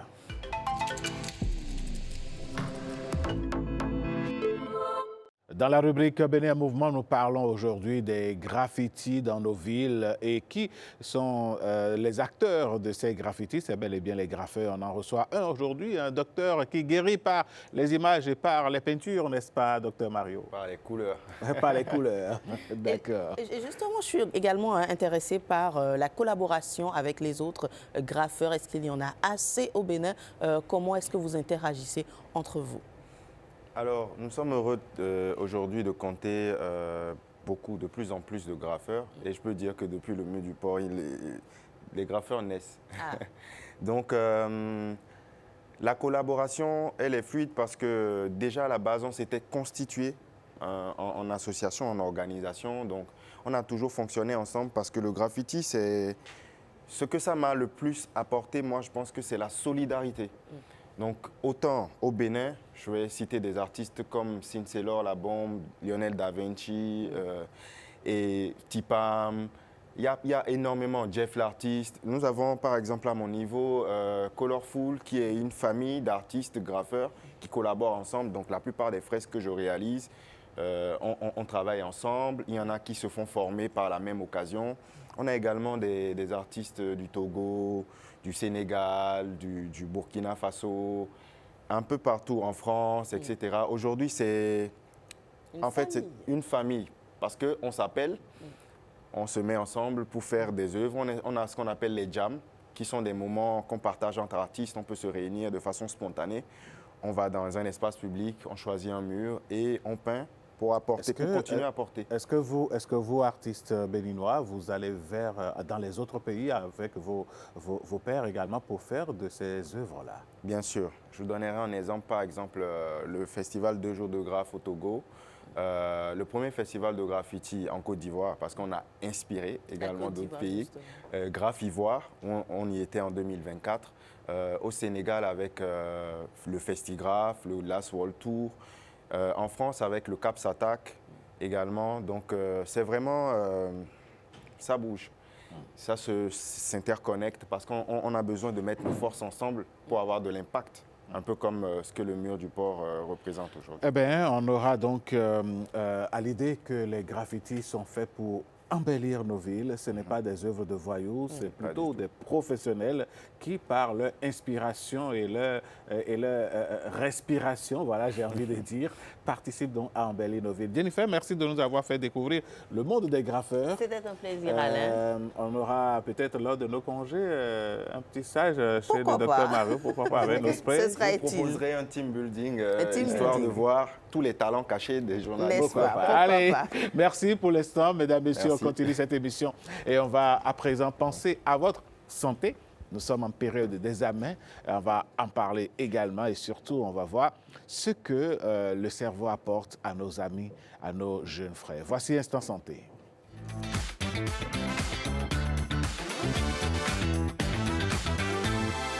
Elle est déjà sur ce plateau.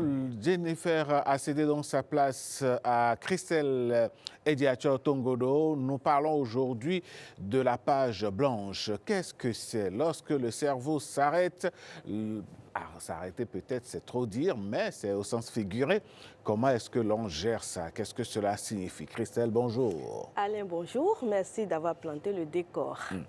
Lorsque le cerveau se bloque, j'ai envie de dire, que se passe-t-il réellement? Nous allons le savoir avec notre invité, qui n'est rien d'autre que Monsieur André Arouan-Djekano, qui est psychologue clinicien. Bonjour, bienvenue. Bonjour, madame. Bonjour, chers téléspectateurs. Alors, on va y aller tout de suite. Le syndrome de la page blanche, c'est quoi exactement? Le syndrome de la page blanche, c'est une situation qui met toute personne dans une situation où elle peut se retrouver dans une condition difficile à mobiliser ses connaissances pour répondre à une question ou accomplir une tâche. Dans le cas d'espèce de nos candidats, voilà, dans le cas spécifique de nos candidats aux différents examens, cela se manifeste par le fait qu'ils ont l'impression qu'ils ont tout oublié alors qu'ils ont pris tout leur temps à réviser et à apprendre et à réviser les leçons. Donc, on parle d'un blocage temporaire. La mémoire, elle revient par la suite ou pas? Oui, ça, c'est une situation, il y a espoir, c'est de façon temporaire. Il y a juste un blocage. Voilà. Alors, ce blocage, est-ce qu'on peut avoir une idée, monsieur André, voilà, j'ai envie de dire, une idée de sa durée et de son impact sur le candidat qui est face à l'épreuve, par exemple? L'impact, c'est déjà là, mais la durée, ça dépend du candidat. En effet, c'est le résultat d'un stress, une pression qui fait que l'intéressé n'est plus dans son bain. Et dans ce stress, dans ce pressing, dès lors qu'il ne va pas se redonner confiance pour foncer, ça va durer autant de temps que ça pourra prendre. Alors, à quel moment exactement il survient? Est-ce que c'est devant l'épreuve ou bien après? Oui, ça peut survenir devant l'épreuve. D'ailleurs, c'est au début et dès lors que le candidat prend connaissance du sujet que ça peut se déclencher. Il peut également être dans cette situation lorsque il se retrouve devant une question qu'il juge difficile. Dont il n'a pas tout de suite la réponse. Voilà, dont il n'a pas tout de suite la réponse. Oui. Il y a aussi le fait que, bon, il n'a pas su gérer le temps et il constate que, bon, le temps vers la fin, et puis dans cette précipitation, le temps est déjà parti. Le temps est déjà parti, et puis là, il a des difficultés à évoluer. D'accord. Alors, on a parlé des causes, hein, enfin, la principale cause, c'est le stress. Est-ce qu'il y a d'autres causes qui sont liées? Oui, en dehors du stress, bon, il y a le trou de mémoire. Il y a aussi le manque de préparation, il y a la fatigue, le manque de sommeil, et tout ça là combiné fait qu'il peut basculer dans cette situation. Alors, je suis bien intéressée par ce qui se passe précisément dans le cerveau à ce moment-là. Décrivez-nous un peu le mécanisme derrière. Dès lors que l'intéressé se trouve dans cette situation, le cerveau développe des mécanismes de défense. Et là, tout de suite, c'est les zones impliquées dans le système neurologique, c'est ça? Oui, ça fait appel aux neurones. Donc, c'est les zones des émotions qui prennent le pas sur les zones normalement qui permettent la réflexion, la concentration et même la récupération des informations enfouies dans la mémoire. Plus simplement? Plus simplement. Donc, le candidat n'a pas à trop paniquer dès lors qu'il arrive à se maîtriser parce que les connaissances sont là. C'est juste un temps qui le déconnecte de la réalité de ce qu'il a déjà appris. Donc, les connaissances acquises sont déjà là. Donc, juste un temps qui rend difficile l'accès à ces connaissances et de façon momentanée, bien sûr. Et à quel moment le cerveau il se débloque pour permettre au candidat le cerveau se débloque, oui, le cerveau se débloque dès lors que le candidat commence par se redonner confiance pour vraiment diminuer le stress. Là, il va retrouver ses esprits. Est-ce qu'il y a une méthode, je dirais, en griffe préventive qui permet aux candidats qui nous suivent en ce moment, ou bien dont les parents nous suivent, de se prémunir de ce type de blocage du cerveau? La meilleure méthode, c'est une très bonne préparation. Vous entendez par préparation déjà? La préparation, c'est que l'intéressé ne va pas attendre les derniers moments pour commencer par se fatiguer intellectuellement. Il doit réviser régulièrement ses leçons.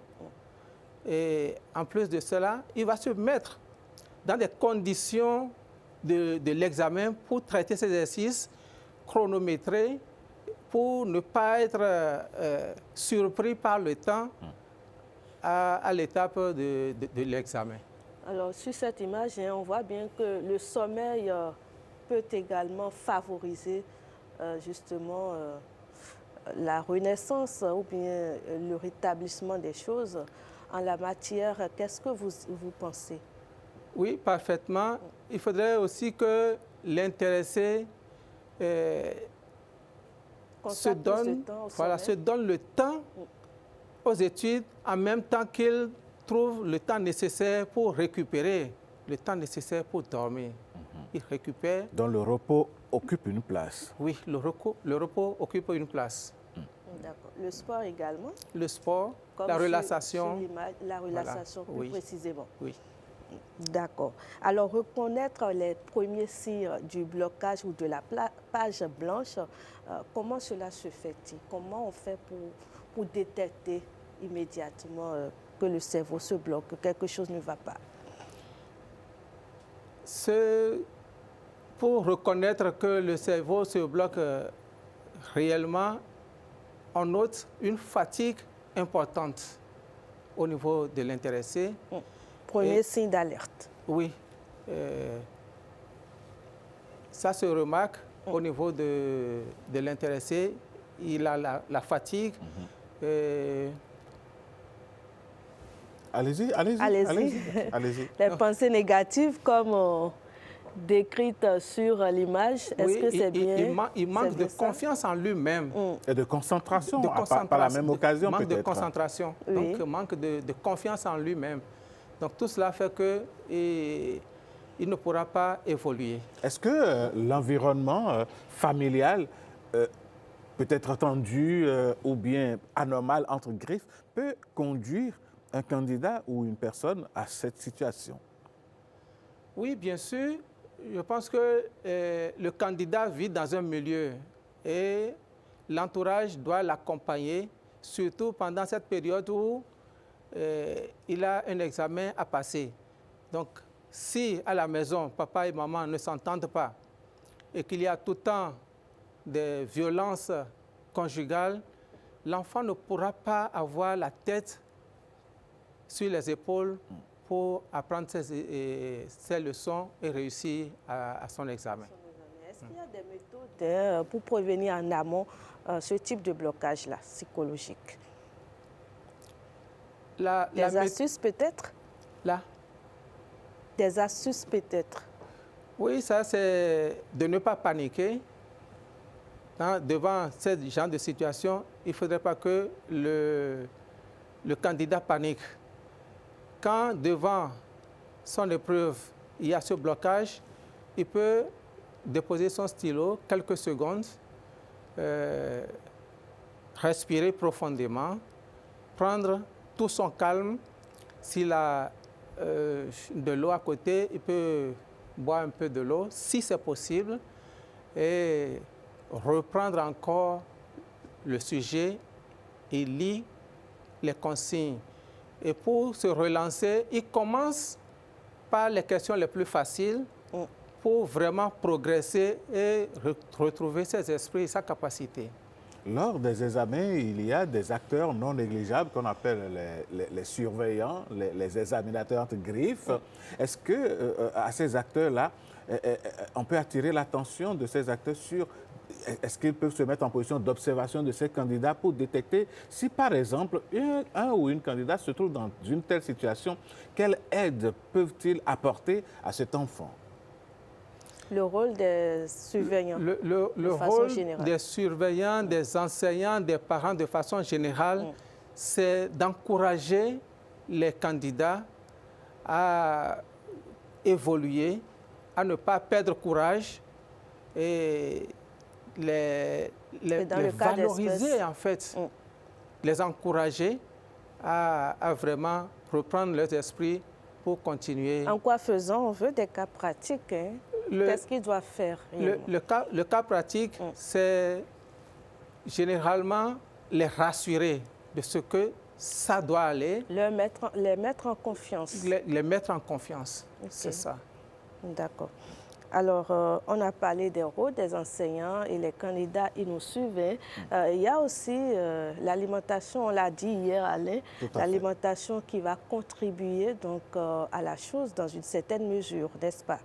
Parce que si l'enfant a une alimentation très lourde déjà dès le matin, il peut être sujet à faire la page blanche. Vous ne pensez pas? C'est bien possible. L'alimentation est une alimentation équilibrée. Et bien sûr, une alimentation légère, ça va beaucoup aider. Booster la mémoire. Voilà, alors, est-ce que dans l'exercice clinique, pratique, vous avez déjà eu à recevoir ces cas-là et quelle était votre méthode pour soulager les patients? Très souvent, ces cas nous sont référés par des centres de santé qui constate qu'à l'approche des examens, il y a des candidats qui font des troubles de mémoire. Des troubles de mémoire, des maladies. Et quand le volet médical est pris en compte et que ça ne donne pas ce que ça doit être, ces cas sont souvent référés et on les prend en charge pour vraiment s'entretenir avec eux, pour les mettre en confiance, une psychoéducation. Et également, on prend en compte les parents qui doivent valoriser les actes, les comportements des enfants, plutôt que de se baser sur des notes et tenir des propos dévalorisants pour les décourager. Et de façon pédagogique, comment vous y prenez, vous précisément? Oui, c'est au cas par cas. Donc, lorsque l'individu présente ce cas typique, la prise en charge explore tous les aspects et aide l'intéressé, parce que c'est de comprendre d'abord la situation de l'intéressé, de l'aider à sortir de la situation. D'accord. Alors, pour les candidats qui vous écoutent, qui vous suivent, ou qui s'apprêtent à affronter les premières épreuves dès lundi, quel est votre message à leur endroit? Bon, si j'ai un message à l'endroit des candidats, c'est de leur dire que si, au cours d'une composition, ils ont des difficultés à évoluer, qu'ils ne se disent pas tout de suite qu'ils ont échoué, qu'ils ne paniquent pas, qu'ils reprennent le sujet calmement, qu'ils le lisent jusqu'en bas et qu'ils commencent par les sujets, les questions les plus faciles pour se redonner confiance. Et là, ils pourront vraiment réussir. Et à l'endroit des surveillants, des parents également peut-être?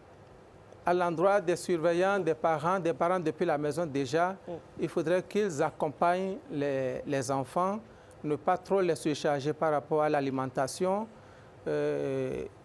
leur dire des paroles valorisantes pour les accompagner. Même si l'intéressé n'a pas une moyenne de classe, il ne faut pas l'enquiquiner pour ça, l'encourager pour dire vous êtes en train d'aller composer, c'est un examen, tout va bien se passer. Tout va bien se passer, c'est juste la moyenne et vous passez. Donc, s'ils peuvent déjà les accompagner de cette manière et que les enfants gagnent la confiance des parents, qu'ils savent qu'ils ont un soutien derrière, de même que les enseignants qui doivent également les accompagner. De cette manière, ils pourront quand même réussir à leurs examens. Et j'espère qu'ils en ont pris de la graine et accompagner les enfants, surtout les encourager, les mettre en confiance totalement et leur dire que l'espoir, la réussite est certaine, c'est bien ça. C'est bien ça. Alain, c'est tout pour aujourd'hui. Je crois que nous avons eu de la matière et nos candidats ont gagné un plus ce matin, les parents également et tous les acteurs. Merci à vous, Christelle, et à votre invité. On va se dire donc à demain. À demain, merci. Toujours avec le même plaisir. Allez, une autre page va s'ouvrir sur cette émission, c'est la page des sports et c'est tout de suite.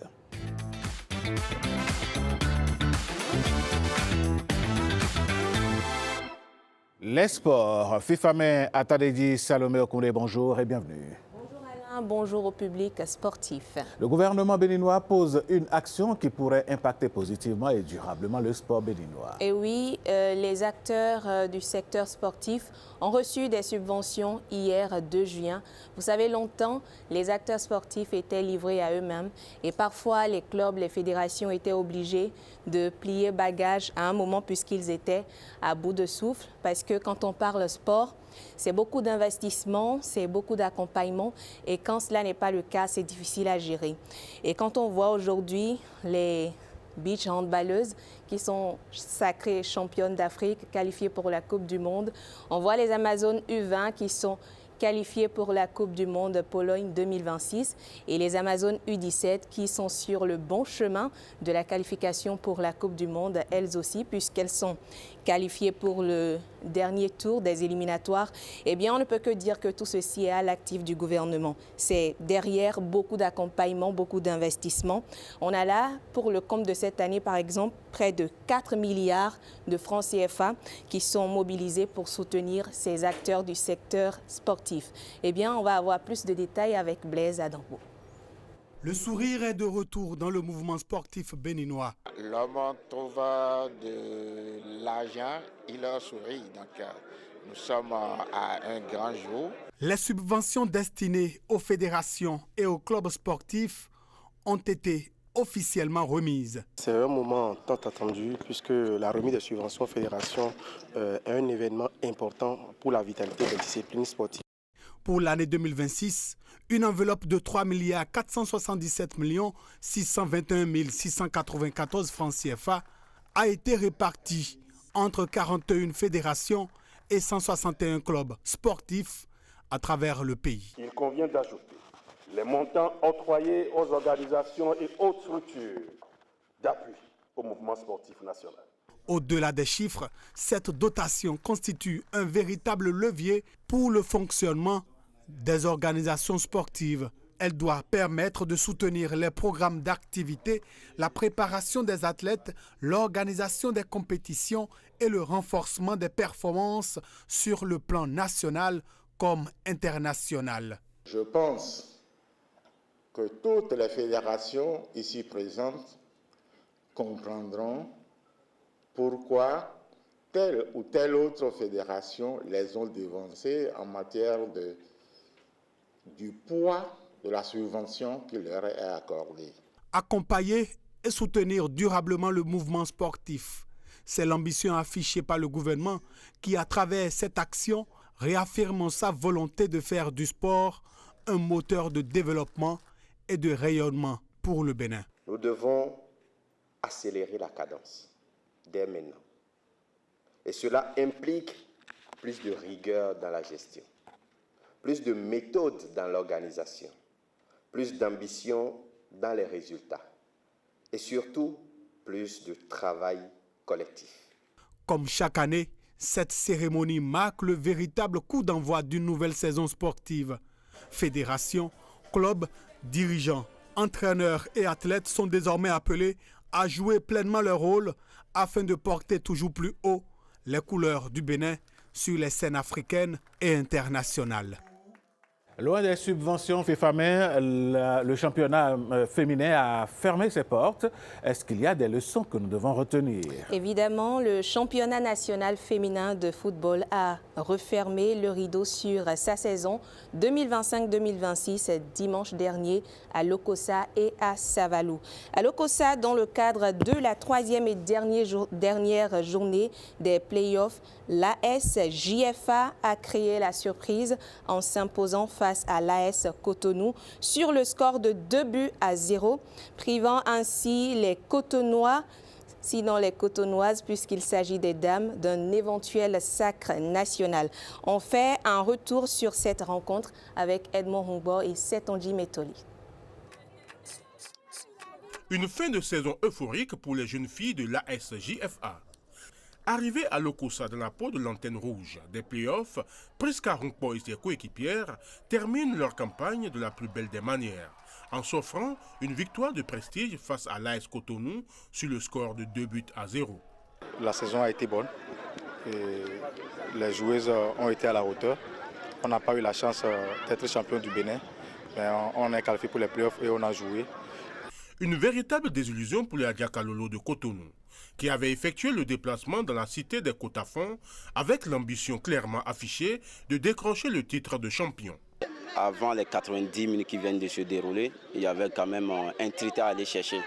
Et malheureusement, nous venons quand même de subir pour moi une défaite qui ne dit pas son nom et qui fait vraiment mal. Une victoire aurait en effet permis aux Cotonoises de coiffer sur le fil Elite AC de Parakou, battu de son côté par Dynamique FC de Calavi. Il faut savoir que ce club d'AS Cotonou, il vient de très loin.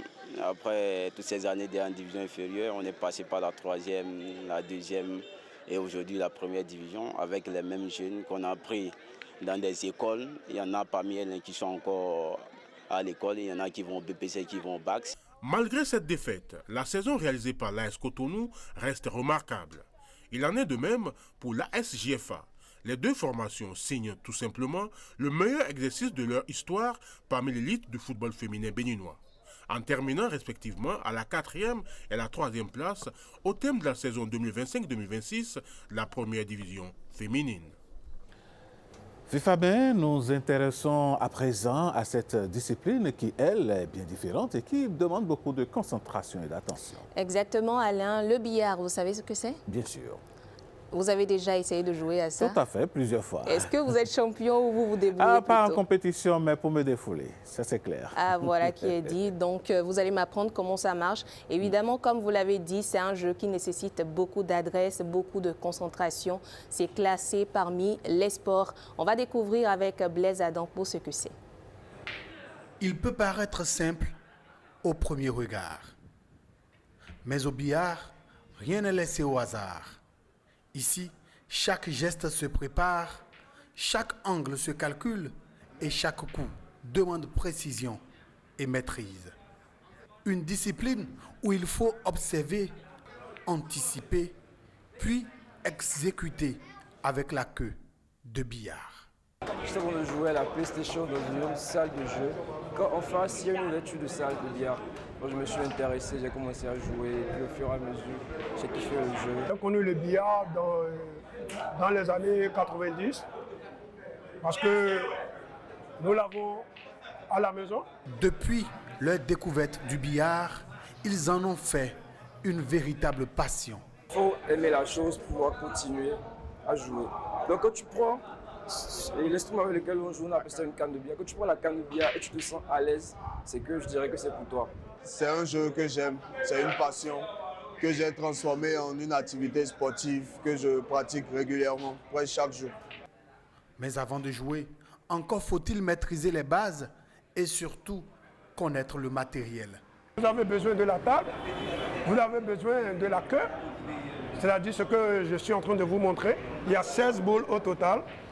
Il y a une boule noire que vous êtes en train de voir, c'est écrit le numéro 8. Il y a une boule blanche. La boule blanche, c'est elle qui permet de construire les coups et d'orienter toute la stratégie pendant la partie.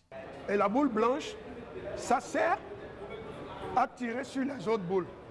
On ne vient pas, on prend la canne ou bien la queue de billard, on pousse les boules, non.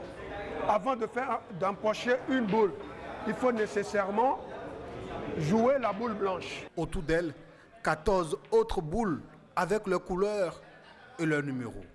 Chaque boule a sa place et son importance dans le déroulement du jeu. Deux boules jaunes là, ces deux boules jaunes, celle-ci que je vous montre là, on appelle ça les boules pleines.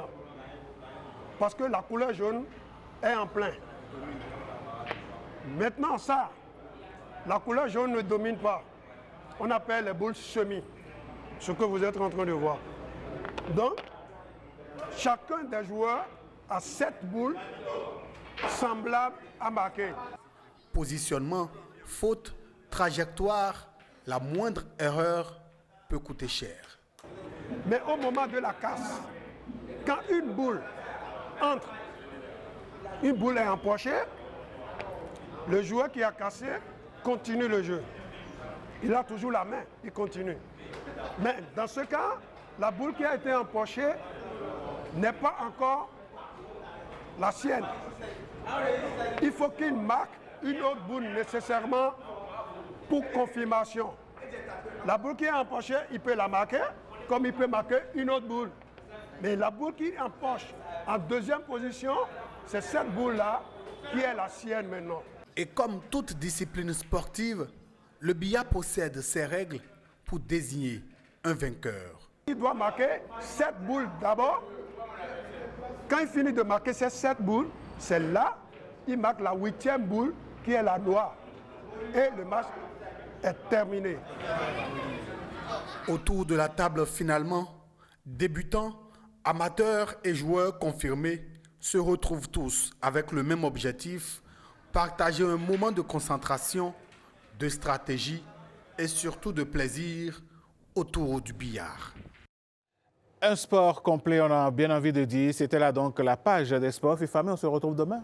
Exactement. Et maintenant que vous savez comment le billard marche, à vous de jouer. Et n'hésitez pas à prendre Alain comme coach, puisqu'il sait jouer. Ne vous en faites pas. On va en reparler. Ce dont on va parler tout de suite, c'est la revue de presse qu'on installe tout de suite avec mon cher ami Ulvaeus Balogun.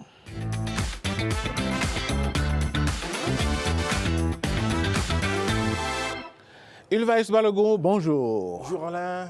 Ça va bien? À toutes et à tous, ça va, tranquille. Allez, hier, ce fut quand même une journée marathon pour le président de la République, Romuald Wadagni, du Niger au Burkina Faso. Tout à fait, tout à fait. Eh bien, en tournée dans les pays de la sous-région, depuis le lundi d'ailleurs, le président Romuald Wadagni s'est en effet rendu hier à Niamey ainsi qu'au Burkina Faso.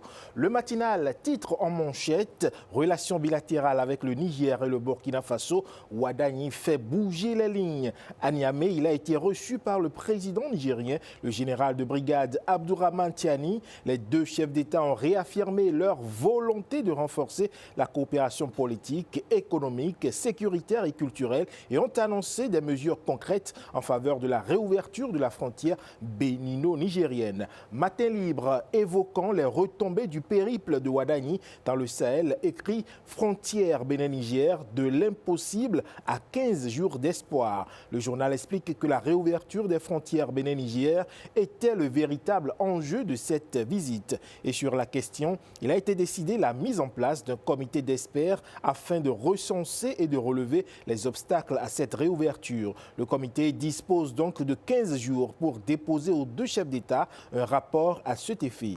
Ainsi, ce qui était du domaine de l'impossible il y a encore quelques mois, devient une probabilité, conclut le journal, qui précise par ailleurs qu'avec le Burkina Faso, la coopération prend un nouvel élan. Bénin intelligent de renchérir que de Niamey à Ouagadougou, le président Romuald Ouadagni a reçu un accueil chaleureux qui consacre son choix du dialogue avec les pays voisins. En privilégiant la fraternité africaine et la coopération régionale, il rompt avec les années de tension et d'éloignement hérités du passé récent. Le journal titre donc « Visite de travail au Niger et au Burkina Faso ».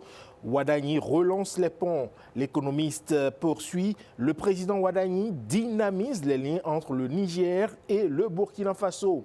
Gaskiani Info à présent évoque un vent nouveau sur Niamey et Ouaga et titre « Le Bénin tisse sa toile ». Fraternité parlant de cette diplomatie sous-régionale évoque un geste de la fraternité africaine de Ouadagni. Cotonou, Abuja, Niamey, Ouagadougou et Lomé, bientôt des rapprochements salutaires renchérit le dit quotidien. Au-delà des rencontres protocolaires, le journal explique que cette tournée illustre une conception de la diplomatie fondée sur la proximité et la recherche de convergence. Au quotidien, La Nation de conclure à cet effet, Bénin, Niger, Burkina Faso, les bases d'un nouveau départ posées.